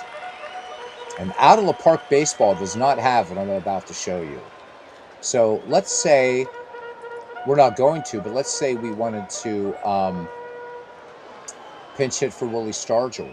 I can pick any of these, anybody in the bullpen, let's say it's later in the game, and I want to see how Willie Stargell might do against any of these pitchers, or any one of these pinch hitters off the bench, choosing any of them, right? To look at those percentages. If St. Louis, let's say for St. Louis, I can't show it right now, But the batter pitcher matchup analysis tool works outside of the game. Great for looking at rosters, and maybe deciding lineups if you want to do your own. But in game, that changes dynamically with the game situation. And there's nothing in out of the park baseball like it. Just quickly, quick tour, man. Mousing over the line score, you get what happened in the game. When I mouse over a play, you see me always mousing over their players' names. You get to see exactly what they did. Out of the park only will give you that about 65% of the time in the play-by-play. So a lot of cool stuff that this game does. But there's a lot of cool stuff that Out of the Park does that this doesn't. So that's why I love having the both that complement each other. All right, so Willie hitting 307, 15 home runs, 32 runs batted in. Zachary out of the stretch to Wover, Dornell, Stargell. 0-1 pitch. This one is rocked to right, and Hegg brings it down, but an RBI, sac fly RBI for Willie Stargell, as Dave Cash will come in to score, and the Buccos answer with one here in the bottom of the first. 2-1 St. Louis lead. Richie Hebner in the box now. Richie hitting a pretty good 279, 700 runs, 25 runs batted in. And remember that Richie Hebner, not a full-time player in Pittsburgh in 1971, so shared playing time over there in third. Zachary brings it, and this one solidly stroked into right, base hit, and Clemente moved to third on the play as Joe Hegg gets the ball back in. I'll keep his name anglicized because I'm tired of speaking Dutch. Anyhow, Sanguian grounds this deep to short. Maxville up with, and that will retire Sangi. But the Bucks answer with a run on 2 hits, no errors, 1 complete here at Three River Stadium. The Cardinals lead the Pirates 2-1. So Joe Hegg will lead it off. Ted Sizemore and Dow Maxville. 6, 7, and 8 due up for the running Redbirds here. Doc Ellis peers in, has the sign from Sanguian. 2-0 pitch. Davalillo takes it on the hop, feeds it on to Doc Ellis for the 3-1 putout. 1 up, 1 down here. Nice and cool. Too many things going on at once in your entertainment world. Oh, the suffering, he says. John, I totally agree with you. John saying, I don't understand. And I don't think JT was saying that. He says, John says, I don't understand why people think Out of the Park isn't a good field manager game. Just finished the NLCS. It was great. It is. It's really, it's good. It is so good. I think where for me at least, the comparisons are more meaningful in terms of what's going on, kind of with how you can look at statistics. And again, this pitcher batter matchup analysis tool, I'm such a geek that when this was first released, and I think this was the 2024, so Action PC 2024. Steve Tate, I remember Steve Tate and I, we were just like, when we were still playing some head-to-head games. And by the way, Alex, you can play this game head-to-head too. It's really fun.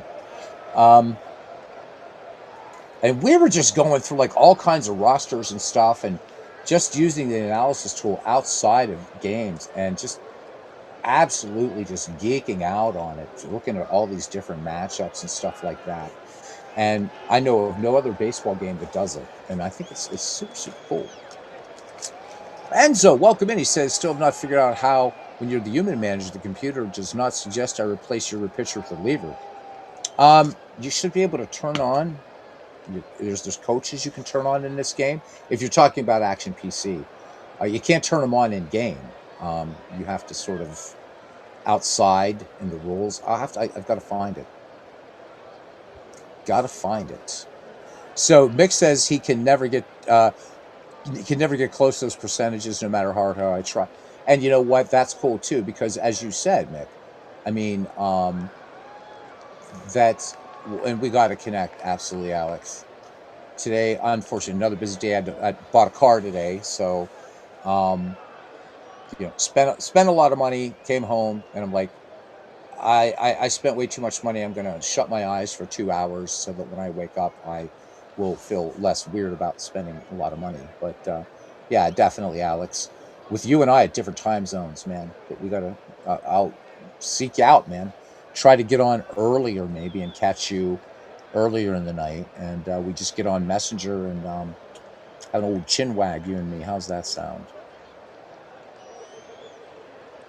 Anything that keeps you into the make-believe world of bliss as reality in our world is cool. Yeah, we were talking about this last night, JT, bringing up correctly that this community that we have and these games that we play, we need this escape. People sometimes talk about escapism, right? As in a disparaging manner, but you need it, or you're going to go, you're going to absolutely go wacko. Ted Sizemore hitting 278, a home run and 16 runs batted in. Tonight's game brought to you by Sigmund Freud and Carl Jung in our twin bill here. Second game. Full count. Doc Ellis loses Ted Sizemore. So runner aboard, Sizemore with one theft this season. Here's Dal Maxville hitting 206, 7 runs batted in. Ellis deals, and there goes Sizemore, and Sanguillen fires a BB, and that will take care of Mr. Sizemore. So he will stay with just the small bit of pilfering that he has. Petty larceny it is. All right, Dal Maxville back in the box. Bases empty, 2 down. Good peg there by Manny. And 0-1 pitch. Hebner backs up, takes it on the bounce, fires to Davalillo, and the Buccos avoid any serious problems. There we go to the bottom of the second inning, 2-1 in favor of the Cardinals. And Al Oliver, Gene Alley, and Doc Ellis due up for the Pittsburgh Nine. Oliver hitting 297 in the season. He's gone yard 4 times and has batted in 32. 0-1 pitch, and line drive, base hit into right field. Haig plays it off the carpet, and Al Oliver aboard. 2 steals in the season. Here's Gene Alley, 216, 2 home runs, 17 runs batted in. Part of that great tandem, along with Bill Mazeroski and JT Dutch, as he did a couple years ago with Vern Stevens. Wonderful, again, dissertation, I would say. And JT, that's a compliment. Nothing facetious, nothing sarcastic about that, about Bill Mazeroski and his prowess at the Keystone Sack. All right, Alley waiting for the Zachary delivery. 0-2 pitch up the middle. Sizemore behind second, makes the grab and fires to Matty Alou at first. So 1 away on the play. Al Oliver will move into scoring position. So Doc Ellis batting with potential tying run out there at second base. And Doc hitting 192 with 2 runs batted in on the season. Tom Zachary checks Oliver at second. Al Oliver, again with 2 steals, comes home with it, count full, and that's going to be just a big cut and a miss by Doc Ellis. So 2 down.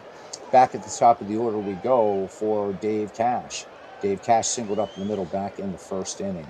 Zachary brings it, 1-1 pitch, grounded deep over to first, and Matty Alou will take it to the bag himself. So the Pirates mount a slight threat, do not score. We head to the visitors' half of the third inning.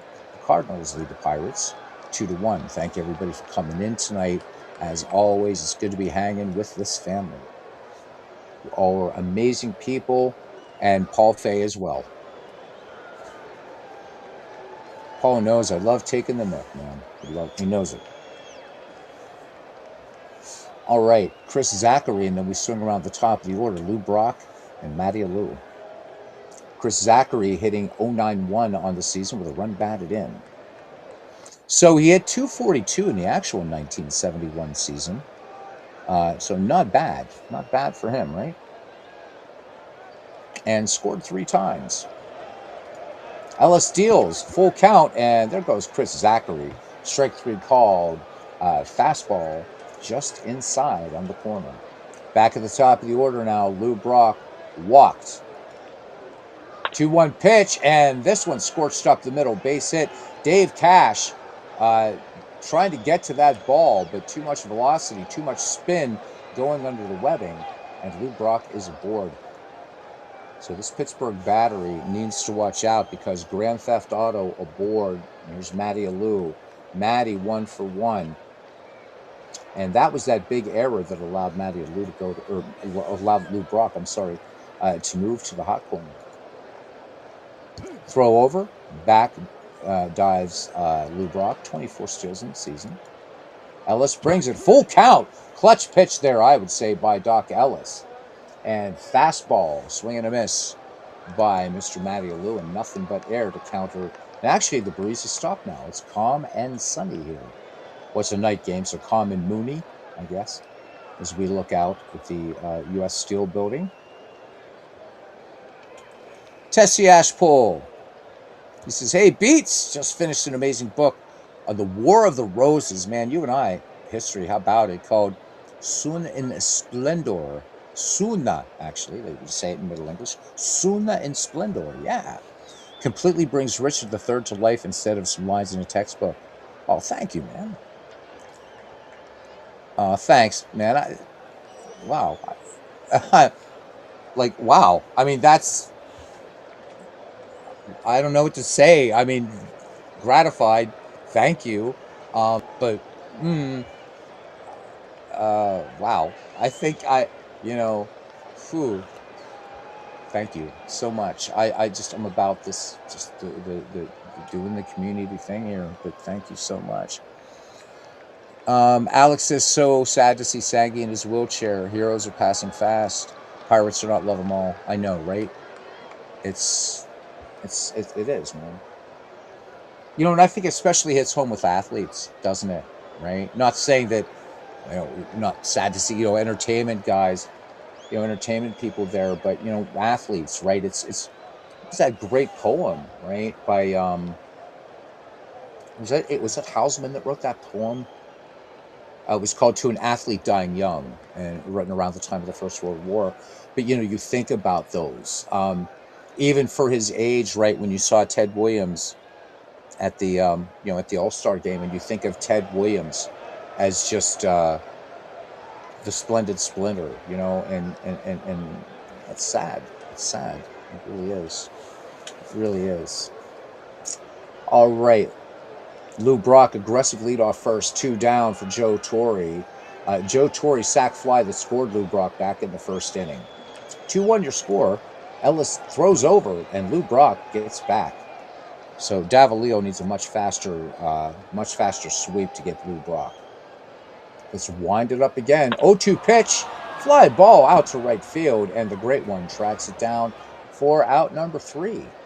So no runs, 1 hit, and no errors. We go to the bottom of the 3rd inning here at Pittsburgh, River Stadium, and 2-1 in favor of St. Louis. So this one's shaping up to be a good, nice, good pitching duel as we had in our first game with the Baltimore Orioles and Chicago White Sox in 1971. Because they were larger than life, exactly.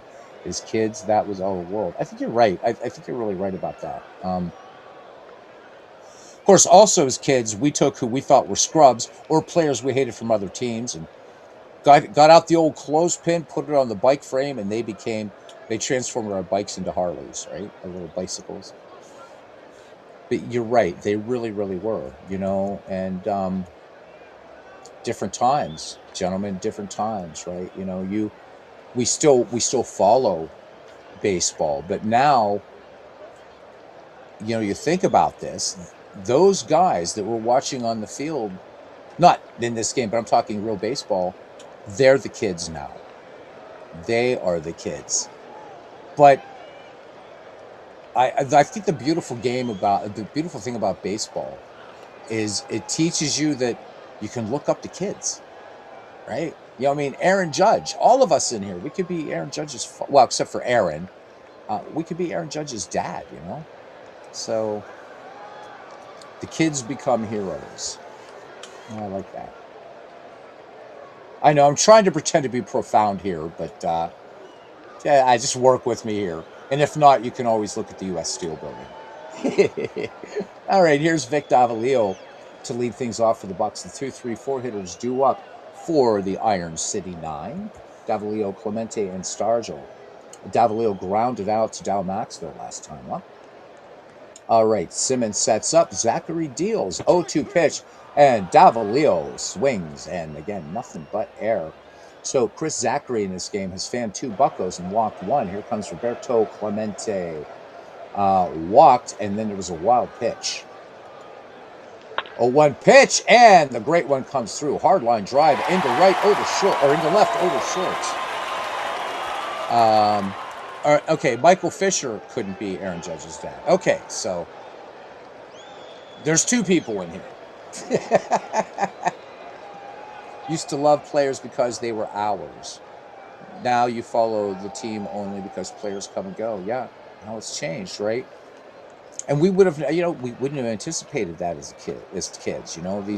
These players that we followed, they were ours, right? They were our Pittsburgh Pirates. This player was, he was ours. And I'll tell you what, too, all this crazy moving around makes it really hard to make fun draft leagues because, doppelgangers. Good God, what do I do? This guy's 2 years with Philadelphia, 2 years with Pittsburgh, 2 years with whomever. I want to go back to days when guys played most of their career with one club. Willie Stargell in there now, batting cleanup. Sac fly that gave the Buccos their only run back in the bottom of the first inning, scoring Dave Cash. Clemente at first. Zachary checks the runner, comes home with a Stargell hard ground ball, elude to Maxville, but there's not going to be any relay throw. So Stargell aboard, brings up Richie. So Gravedigger's son is 1 for 1, singled back in the first. Stargell, as was once said later by Landon Fitzgerald about Mike LaValliere, Willie Stargell slower than he looks. Pitch by Zachary, 2-0 pitch, and line to right, base hit. Joe Haig gets up with it, and Joe Haig not really any arm out there and allows Mr. Stargell to move to third. So 2 down for Manny Sanguillen, who grounded to short. Hebner at first. Richie has stolen a base. From the stretch, 2-2 pitch, grounded to Matty Alou, and that's it. The Buccos turned away, no runs, 2 hits, no errors. Top of the fourth at the Rivers Stadium, and it's still 2-1. So for the Cardinals, 2-2-0 right now, and for the Bucks, 1-5-1. The Pirates have stranded 5. Cardinals playing some nice, efficient baseball, getting it done, moving the line, as it were. They've only stranded 1. Jose Cruz, Ted Simmons, and Joe Haag due up. Cruz grounded to first, and I apologize for the guttural nature of the Dutch language, but I didn't invent it. Pitched by Ellis, 2-0 pitch. Hard grounder in the hole at short. Alley backs up, makes the nice grab, and throws a strike to Vic Davalillo. All right, here's Ted Simmons looking to extend this 19-game hitting streak. 0-2 pitch. Fly ball out to Al Oliver. Has to come in a few paces and makes a little basket catch for the second out. Joe Haag now. Nothing for 1. The pitch. 2-2 pitch. And this one clubbed into right. Base hit. Double or 2 base hits. So second double for Den Haag. And that puts a potential third run in scoring position for the St. Louis Cardinals with Ted Sizemore, who walked in the second, settles in the box against the Doctor. 0-1 pitch, grounded to third. Hebner backs up, fires a strike to Davalillo, and that does it for the Cardinals. We go to the bottom of the fourth inning, still 2-1. Both teams doing their scoring in the first inning, and now just a good old-fashioned pitcher's duel with a couple heart flutter moments, you might say. Al Oliver, Gene Alley, and Doc Ellis do up. Al Oliver singled last time up. Zachary deals 0-1 pitch, grounded to Maxville. Maxville to Alou, 6-3, 1 away. Gene Alley, nothing for 1, grounded out to second. Zachary into the wind, 1-1 pitch. Joe Torre calling off Maxville quickly on the hop and gets the run. It's 2 away now. Doc Ellis struck out back in the second. Chris Zachary works. And this time Ellis, good eye up there. Maybe was listening to Lucy in the Sky with Diamonds. I have no idea. But Doc Ellis is on at first. Dave Cash, 1 for 2. Zachary deals home. 0-2 pitch up the middle. Maxville will take it to the bag himself. And there we go. The Cardinals face the minimum despite the walk. We go to the fifth, 2-1, St. Louis. Maxville, Zachary Brock due up for St. Louis. Maxville, 0-1, grounded to third, back in the second frame. Ellis into the wind in the 1-1 pitch. Tapper back to the mound. Ellis off the bump over to Davalillo for the 1-3 putout. Brings up Chris Zachary now. Pitcher struck out back in the third. Ellis deals 0-2 pitch. Davalillo to Ellis. 2 up, 2 down for the Cardinals as we go back to the top of the order. And Lou Brock, who walked and singled in this game. Ellis steals, and Lou Brock on board again. Clemente, and a rare bobble of the ball. It gets back to the track, but Clemente with the howitzer. Brock, even with his incredible speed, is not going to try to risk, try to make that into a two-base error. So Brock stops dead at second as Clemente rifles it in. All right, 2 down for Matty Alou. Matty Alou last time struck out. Lou Brock on a base hit could be the Cardinals' third run. Ellis brings it home, 2-2 pitch, won't be. Hebner has it to Davalillo. And so it continues, and the band played on as we head to the bottom of the fifth inning. And it's still 2-1 in favor of the Cardinals. Hope everybody's having fun tonight. And Michael Fisher, it's great to see you. Michael, let me know, because I can't see in EVMUX if I've given you your wrench or not. So if you don't have a blue wrench by your name, let me know so I can get that taken care of. All right, Vic Davalillo is 0-2. Tessie Ashball, I know you have yours because you've been around here for quite a while. You've been a frequent visitor. But if you don't have if anybody doesn't have your wrench, let me know, because all you guys are no newbies in here. So Davalillo 0-2. Davalillo, Clemente starts to do up for the Buccaneers. Struck out his last time up. So Chris Zachary, 2 strikeouts, 2 walks through 4 innings of work. 1-0 pitch, sky to right, and Hach has it. I think if you ever met me, he'd say, look, I know I'm Dutch, but stop saying my name in Dutch. Roberto Clemente, 1-for-1, digs in. Chris Zachary deals, 0-2 pitch, and this one ripped up the middle into center field. Couldn't be ripped up the middle into right, so there you go. Clemente aboard, and this is why I'm not a broadcaster. Willie Stargell is 0-1. And Chris Zachary walking Stargell on 4 straight pitches, and Hebner a perfect 2-for-2 today. He should be maybe gently reminded, not by me, of course, but that Hebner has pop in the bat. Nice to have free admission. Think you want to be a regular again. Well, you're missed.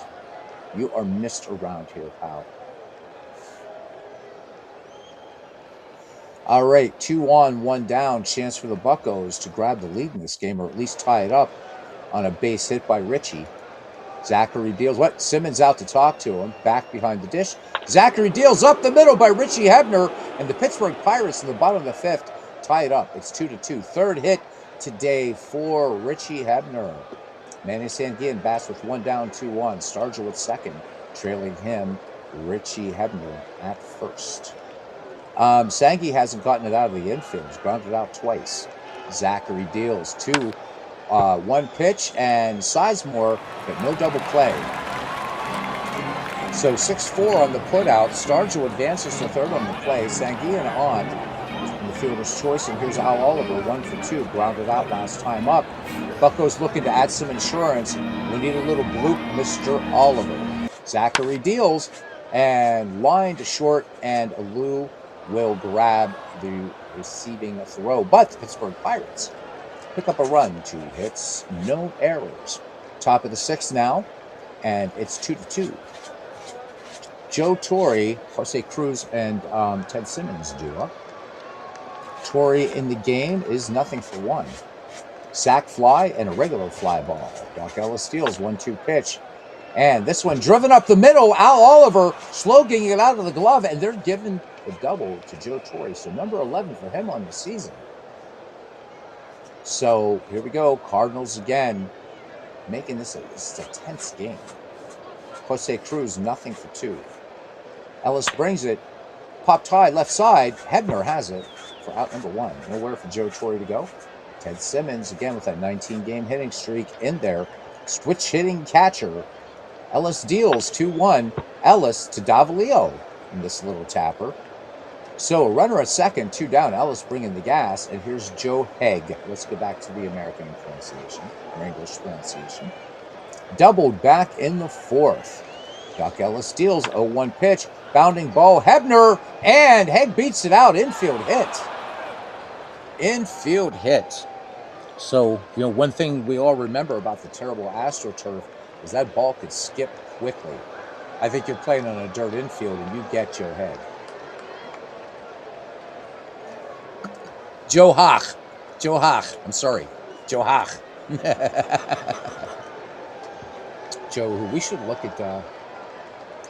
I'm curious about this guy. I know the name, but what did he actually do in 1971? So out of 29 games, man. He had 16 dingers, too. So, I remember, I kind of recall him dimly. 226 hitter. So, don't know how many years he had in the majors. So the thing this game doesn't do that Out of the Park does is you can look at a player's complete career. Can't do that in here. Kind of a drag. All right, anyhow, Ted Sizemore, he has nothing for 1 with a walk. Ha, on at first. Ellis deals. 1-0 pitch.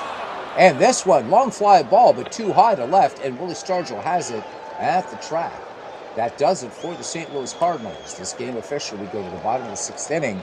2-2 is your score. Damn carpet dust bunnies. So Wayne, who's not in here tonight, he'd mentioned about the it's about Out of the Park baseball, but I wanted to address this. I didn't want to wait till Sunday to address this to Wayne.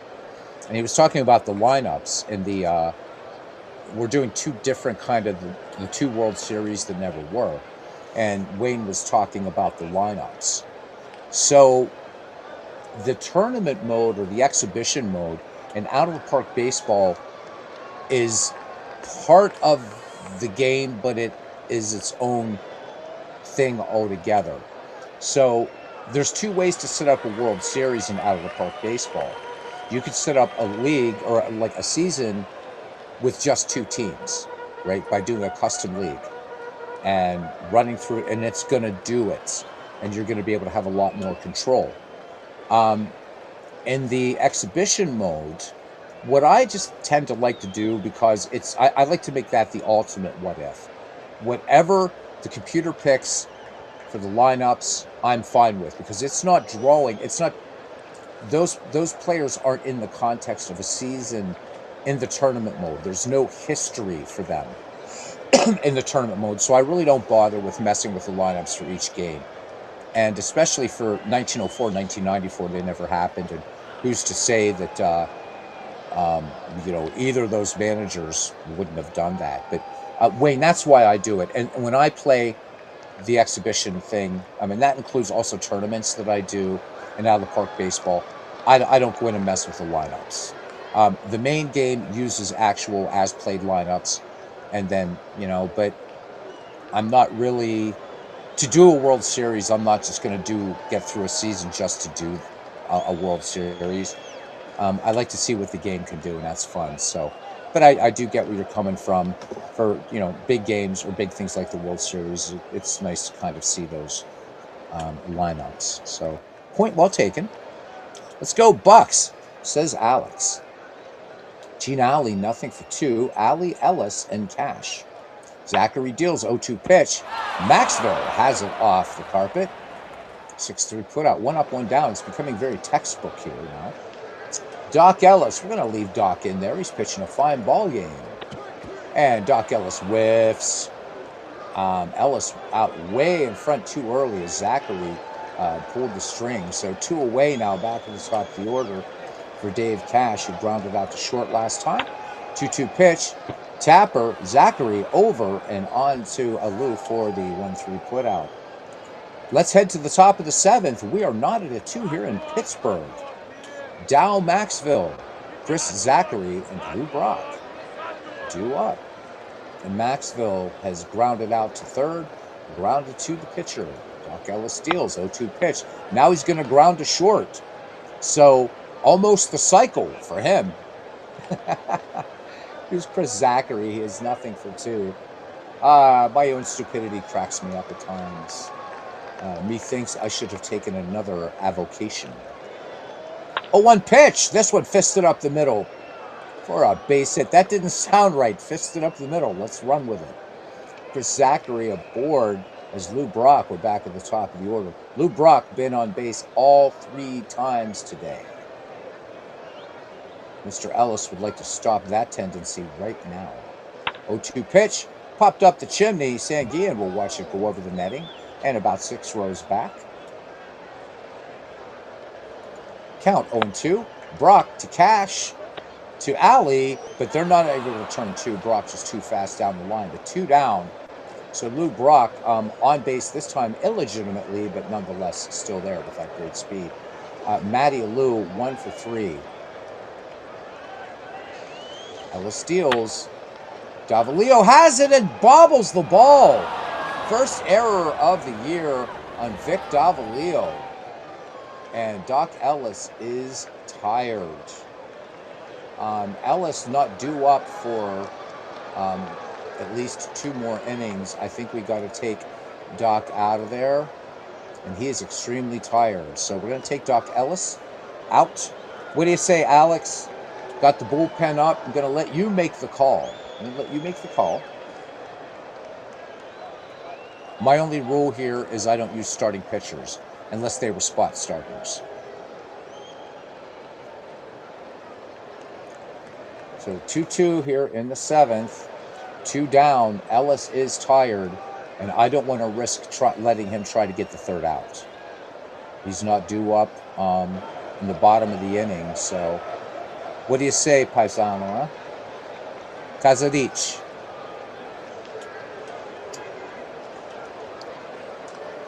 I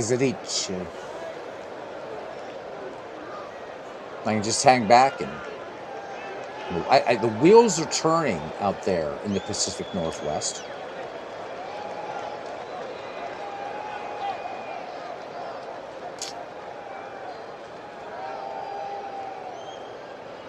So obviously we're not going to bring Giusti. He was our closer.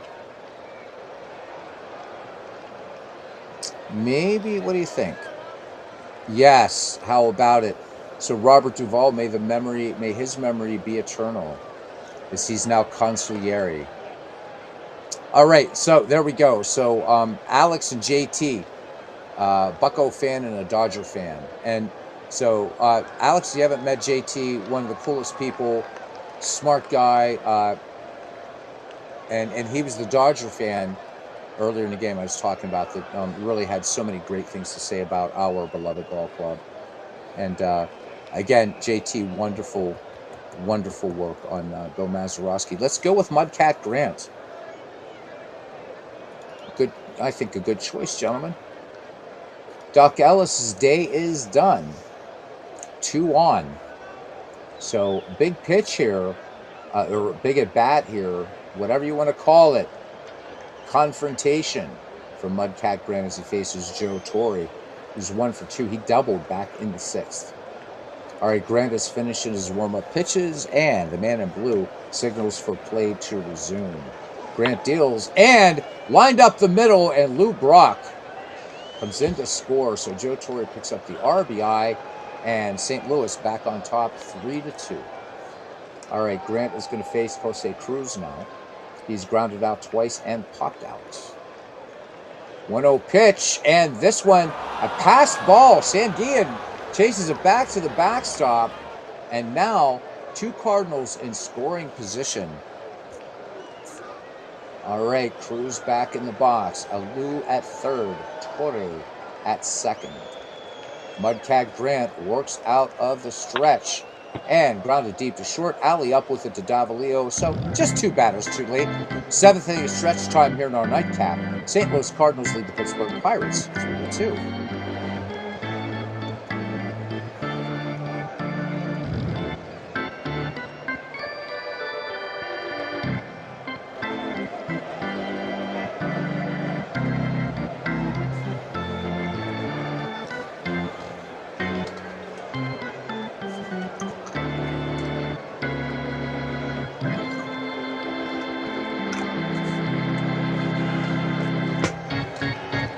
Absolutely. Torrey was a great player and the MVP. Yeah, I mean, if you're going to have somebody, better Joe Torre than Francisco Cabrera in 1992. All right, Vic Davalillo, Roberto Clemente, and Willie Stargell drew up. Chris Zachary still in the ball game. Zachary with 3 strikeouts, 3 walks thus far. 3-2 your score. And Davalillo, he has made out all 3 times. Zachary into the line, 3-1 pitch. Tap back to Zachary. Bad throw. Alou's got to chase it down. And that is going to be an E1 big gift for the Pittsburgh Pirates as the potential tying run is in scoring position thanks to the Chris Zachary error. Roberto Clemente 2 for 2 and a walk. Zachary deals 0-2 pitch up the middle. Maxville, bang bang play at first. They do just nip Roberto Clemente, but on the play, Vic Davalillo moves to third. So the Bucks 90 feet away from tying this one up again. Willie Stargell, 0-for-1. Of course, all and sundry here at the confluence of the Three Rivers would love to see Mr. Stargell hit one of his legendary blasts, where I'm told that in a lot of National League parks in the time, they would put stars, like these black and gold stars, where Stargell hit some of his those mammoth shots. So can Willie do it? That little windmill lineup there with the bat, cock of the left elbow a little bit. Zachary from the stretch. 1-2 pitch, and Zachary hits Willie Stargell. I'd bring in a lefty or just put Stargell on if it were he managing. Well, and there we go. Yep, productive out, and Zachary walks Willie. So 1 away, and Richie perfect 3 for 3 today. Richie just got to hit it deep enough in the infield, and Davalillo's going to score. So what a golden opportunity for the Bucks. But I, for one, want to see Richie go yard here. And this one tapped to first. Maxville and back to Alou. But no, and the run will not score. So that's it. The double play kills it. The Buccos abandon an absolutely wonderful opportunity to tie it up. We go to the top of the 8th inning. The Cardinals edging the Pirates right now, 3-2. And we got to watch for the. I hope I never say fisted up the middle again, because that was really bad. That's one way to put Stargell on. How about it? All right, could this be the last chance for Ted Simmons to extend this 19-game hitting streak? I guess we leave Mudcat Grant in. Close game. Let's see what he does here with Simmons, Hach, and Sizemore duo. 1-1 pitch. Dan Gene Alley, diving stop on the carpet as he's coming up to one knee, makes the peg to Vic Davalillo. Fantastic play. Gene Alley, what a fantastic shortstop he was. Not Ozzie Smith, but an excellent shortstop nonetheless. All right, Joe Hach is 2 for 3. Infield single last time up. Mudcat deals 0-2 pitch. Bounding ball to Richie. Throws a strike to first, and they get Hach by a half a step. Boo, trade Hebner to the Phils. All right, let's do that. All right, here's Ted Sizemore batting with 2 down. Sizemore 0 for 2 and a walk. Flied out his left time up, or flew out. 1-0 pitch. Lined into left, base hit. Stargell plays it on the hop, gets it into Gene Alley. Sizemore aboard for Dow Maxville, who's 0 for 3. So Sizemore needs to ground to second, and then he will have a cycle of a much different kind. I think William Butler Yeats wrote a poem about that. If we have any Yeats fans in here, you know exactly what poem I'm talking about. All right. My favorite poet, William Butler Yeats. All right, Grant deals. And off to the races goes Sizemore. This ball sails into center field. Sanguillen, a little bit too much optimism. Sizemore's not Brock, but he picks up his second stolen base of the season. All right, Grant having to work out of the stretch now. And the pitch, and that's going to hurt. This one going all the way to the wall, down the right field line for extra bases. Sizemore in, Maxville going for 3. Triple for Dow Maxville. And St. Louis adds some insurance during the top of the 8th. It's 4-2, and that hurts. All right, so Chris Zachary looks like he's going to go ahead and bat for himself, and he does. Zachary up the middle, line drive, base hit. Maxville will score, and the woman who has her own zip code about ready to begin the aria, it would seem. It is 5-2 in favor of the Cardinals now. Lou Brock 2 for 3. We got to go out and speak to Mr. Grant because he's stinking up the joint. He's strong. We got to see when is the pitcher spot due up. This loss isn't going to hurt the Pirates. I almost want Grant to just stay out there and get the 3rd out. He is losing his stuff. Cardinals got, JT tells us that the Cardinals got Ted Sizemore from the Dodgers. They traded away Dick Allen to get him. He may not be tied up as outfielders are. No kidding, right? Tall order here to deal with Lou Brock, but I really want... again, this loss is not going to hurt the Pirates. Comfortable lead in the National League East. So I'm going to let Grant try to get... If he doesn't get Brock, we go to the pen. Because Bob Miller can't do any worse, that's for sure.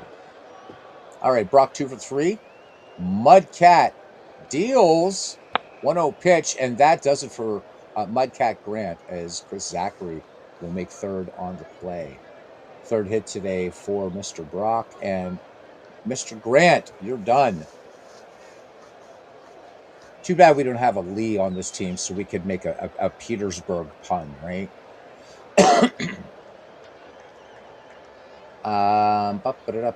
It's Bob Miller. I'm not going to bring in Justy in this part. Let's bring in Bob Miller. It's again.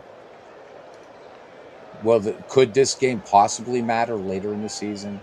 We'll worry about that later in the season. The idea of this is to have some fun with 1971, but really test the legacy mode in Action PC Baseball.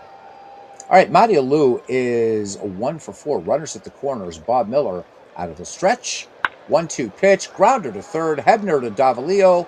And that is the 3rd out. We go to the bottom of the 8th inning with the Cardinals picking up 2 runs, 4 hits, and an error. So the Pittsburgh Pirates with 4 errors in this game. Manny Sanguillen, Al Oliver, and Gene Alley. If any of them get on, Bob Miller certainly is not hitting. Sanguillen in the game, nothing for 3. He is grounded out 3 times. Zachary stays in and deals. And Sanguillen comes through this one over the head of new first baseman Jim Beauchamp into right field for a base hit. Yeah, Miller, don't waste Justy. Absolutely. Again, may his memory be eternal. But Robert Duvall, and tied into baseball, Duvall was absolutely... I mean, what a great actor. And we know him, of course, for, his role as the consigliere, Tom Hagen in The Godfather. But another role that I loved Robert Duvall in was Max Mercy in The Natural. Because as much as he was a bit of a, some of the things that Max said, he's a slimy dude, sort of, but I think he was a good foil in a lot of ways to the sort of the Lancelot almost prototype that Robert Redford plays as Roy Hobbs. So I thought that Robert Duvall played that part just beautifully. All right, Al Oliver is 1 for 3. 2 ground outs and a single. Zachary deals 2-0 pitch and hard liner to Maxville. I'm sorry, on the hop to Sizemore, but they're not going to get Oliver. So fielder's choice, 1 away. Here's Gene Alley. Time to go to our bench. The great Santini, absolutely, another great movie. We got to go. We're not. We done playing here. So I just want to make sure we're going to be okay. Time to go to the bench here. Gene Alley's day is done. So we got a runner on, don't we? Yeah, we got one. I think we got to bring in Bob Robertson here. We got to try to see if we get the blast here.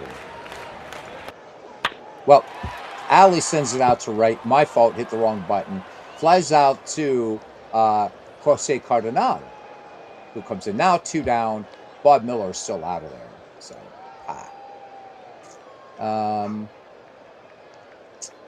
oh my God. You know what? Oh, Jesus. And I'm not, I'm just,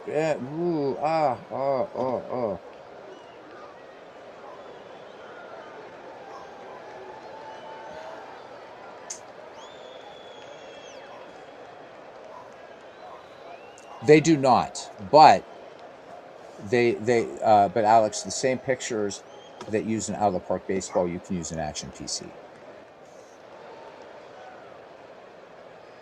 You do get a lot of ballparks, a decent amount of ballpark photos, but ballparks are real easy in this game. So, I mean, I don't want Bob Miller to bat, but I don't want to waste somebody just in case. Percentages are saying to bring in Rennie Stennett, but you know what? I'm a Gene Clines fan. We're just going to bring in Gino. I don't know why, but we're going to bring in Gino here. Why not? Gene Clines hitting .324, a home run, 5 runs batted in. Al Oliver first, 2 down, 5-2 Cardinal lead. Here's the pitch. And Clines rips it into left. Base hit. Al Oliver turns on the afterburners. Makes it to third. I think Danny Murtaugh would say, you done a good job there. You done a good job, kiddo. No, I'll show you how. Show you how to do it. Super easy, man. Super easy. Super, super easy. You're 3 hours behind. I'll show you right after this game. All right. First and third, 2 down. Dave Cash, 1 for 4. We're going to go to our bench again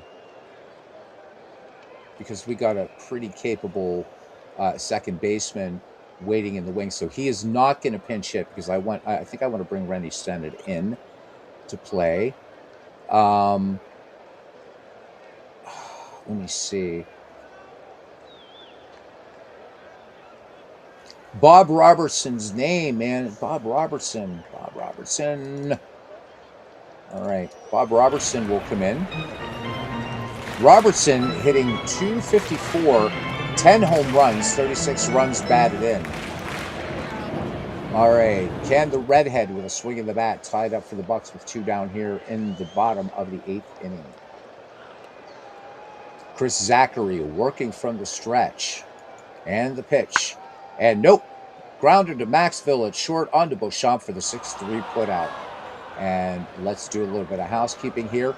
Rennie Stennett will come in. Wait, you know what? Because JT Dutch is here, we're going to bring in Bill Mazeroski.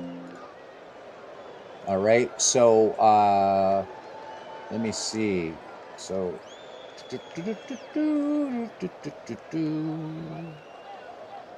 am I doing? I'm bringing in, so Bob Robertson can sit down, and we'll see who the game calls on now. Joe Torre, 2 for 3, top of the 9th. Bob Veal, and on the 0-2 pitch, strikes out. Joe Torre, cool. Okay, yeah, it's super, super easy, Alex. Super easy. It's really a copy-paste thing, and I'll show you what directory to go to in Action PC. Pretty easy. All right, Jose Cruz, nothing for 4, 1 down when we get to the Pirate 9th. Bottom of the 9th, it'll be Davalillo, Clemente, and Starger.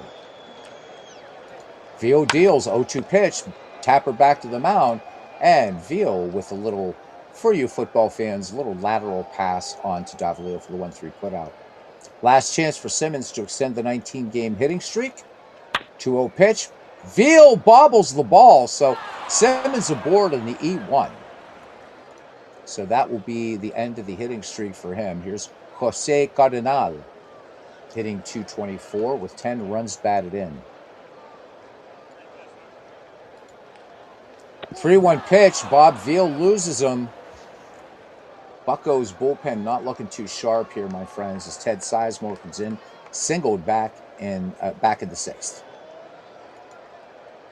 Sanguillen out to go over the signs with Bob Veal, ready to deal.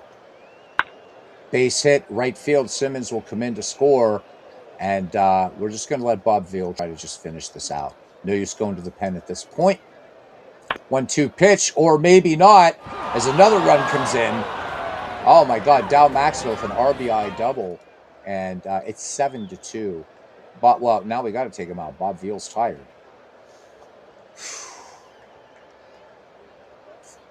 And when we're all said and done, we got to bring in our closer. Bob Veal, we hardly knew you. Yeah, he looks tough. Of course, he looks tired. Dave Giusti, what can you do for us, Paisano? Huh? I always thought he looked like a little bit like this pirate logo. All right, Chris Zachary, 2 for 4. Come on, Dave. And grounded to Alley, and that's how you do it. Alley to Davalillo. We go to the bottom of the ninth. No, that's okay. All right, we can do it another time. That's fine. Okay. Basically, all you're going to do, though, is, and I'll remind you again, if you do get Action PC Baseball, is you're going to copy from the Out of the Park Photos directory into the, I believe it's the Player Picks directory in Action PC Baseball and your DK Sports data. Once you get it, I'll show you, because it creates those directories for you.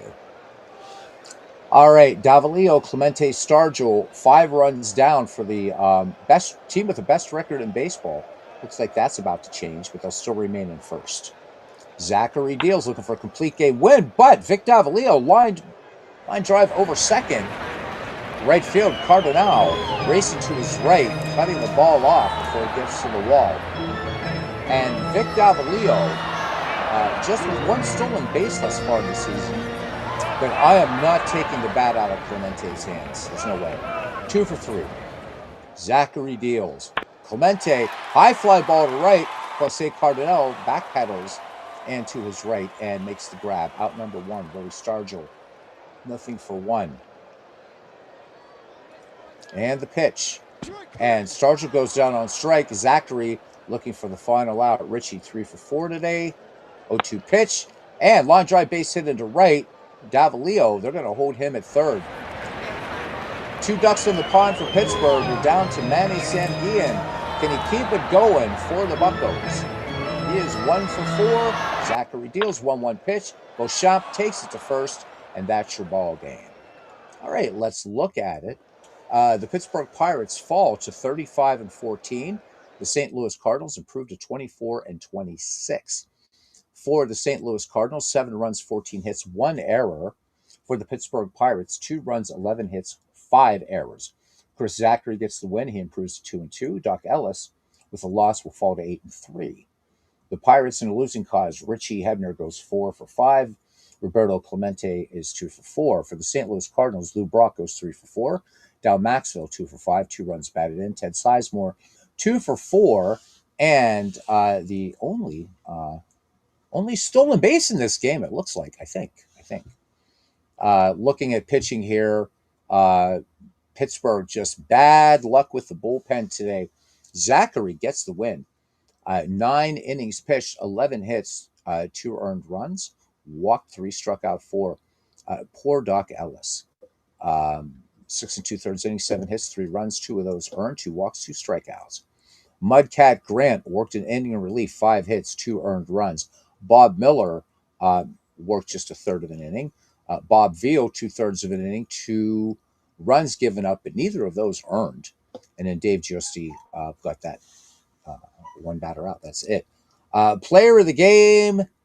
You almost got to give it to Zachary, I think, for the complete game win. Let's see what the game says. MVP is Dow Maxwell. How about that? Okay. All right, let's autoplay the rest of these games. 5 errors. Yeah, not their night at all. That looked like a dead ball game. All right, let's just go ahead. There's the one game we're not going to autoplay is the A's and the Yankees. All right, first up, the Kansas City Royals against the Boston Red Sox. Hedlund versus Lonborg. Again, these teams right now not in any contention. No surprise. Boop. Kansas City clobbers Boston 13-4. Hedlund with the win. Lonborg with the loss. Freddie Patek goes 3 for 5 with 2 RBIs and a triple. Houston Astros leading the National League West face-off against the Atlanta Braves, who are 2 games below 500 at fourth place, 5.5 out in that race out west. Blasingame versus Kelly. 8-5 Atlanta. Kelly with the win. Culver with the loss. Jimmy Wynn, the toy cannon, goes 3 for 4 with 2 doubles. Cleveland Indians against the Milwaukee Brewers, Dunning and Patton. Cleveland getting closer to that magic 20th win of the season, improves to 17-30 with a 3-1 edge over the Milwaukee Brewers. Craig Nettles goes 1 for 4 and hits his 8th home run. California Angels, Washington Senators, Maloney and Bosman. And California edges Washington 5-4. 17-inning affair. Clark with the win, Cox with the loss. And wow, let's just look at the box score. What a wild affair. 17 innings. Wow. There we go, man. That's just crazy stuff. So California 5-15-3 and Washington 4-15-1. In a game that means absolutely nothing right now in the season, but crazy. The New York Mets and the San Francisco Giants. Can San Francisco start to improve? This is going to be Gentry versus Stone, and they pick up a win, 10-inning affair here. San Francisco takes this from the Metropolitans 7-6. Cumberland with the win, Matlack with the loss. Bobby Bonds goes 3 for 5, 2 RBI, and 3 stolen bases. Detroit Tigers, Minnesota Twins, Kane versus Perry. And the Tigers defeat the Twins 7-6. Sherman with the win, Perry with the loss. And Stormin' Norman Cash goes 2 for 3, including his 10th home run, 2 runs batted in. Finally, the Montreal Expos against the Los Angeles, the City of the Angels, Dodgers. Renko against Downing. And the Dodgers blank the Expos 4-0. Downing with the win, Renko with the loss. Willie Crawford 2 for 4 with a triple and a double. And because JT's here and because it's a shutout game, let's check it out. So a 3-hitter pitched by Mr. Downing, and good stuff. Good stuff. So for the Dodgers, 4-10-0, Montreal 0-3-1. So when we return to 1971 in this game, we're going to have a battle between American League Division leaders Oakland A's and New York Yankees. So the Pirates still clinging to the best record in baseball wins-wise right now, and holding an 8.5 game lead on the New York Mets in the National League West. Houston 4.5 up on Atlanta, San Diego, and Cincinnati. Cincinnati starting to make a move. American League West 6.5 up. Oakland is on the White Sox. And finally, still a dogfight in that American League race. 3 teams in the fray right now. The Yankees 1 game up on the Tigers and 5.5 up on the Baltimore Orioles. And I'm going to get out of it because I don't want to accidentally play that game. All right. That is it. That is it. Fort Pitt, as they used to say a long time ago in Allegheny County far away. Thank you, everybody, for coming in tonight as we hit the 12:02 a.m. mark and some Action PC Baseball. Alex, great to see you tonight. JT, as always, my friend. Thank you, my friend, my brother. Just going back because we have to do our Chris Berman every once in a while, don't we? Tessier Ashpool, thank you, my friend. Mick, awesome as always. Thank you, Mick. And we keep going back, baby. Enzo the Picker was here. Thank you, Enzo. John DFW, who's doing a debut league in Out of the Park baseball starting in 1920. Great season. Todd B was here, of course. Paul Fay, Fast Action Card Sports Desk. Subscribe to Paul's channel. Great stuff on there. Not only Pocket Pennant Run, but his own Baseball HQ app, which is free and brilliant and wonderful and everything. Going back, Brother Jack Dawson, of course. Thank you, Brother Jack. Always among the first, if not the first, in the ballpark. What can I say? You guys are amazing. Greg Gorecki, thank you very much. Greg always providing some wonderful color here and great memories. David Vega, I'm so sorry I missed David Vega. Rare treat to have David Vega here. So David, I wasn't ignoring you, brother. Just got locked into the game there. So thank you, David Vega. My goodness gracious. So cool to see you guys in here tonight. Aaron Reed was here, the man of 1,000 voices. Thank you, Aaron. Aaron the man. Tim was here. Tribe fan. So subscribe to that channel. I'm doing a Roberto Clemente project. And Nate Advocate 8. I owe him another Brewers game now. Nathaniel on the road to recovery there, getting better. Good to hear it. And Jack Dawson was indeed first in the ballpark, followed closely by Greg Gorecki. So that does it. Double play or double header tonight. And you're welcome, Alex and JT and everybody. You guys are awesome, as I always say. And we'll see you guys around the batting cage. Good night.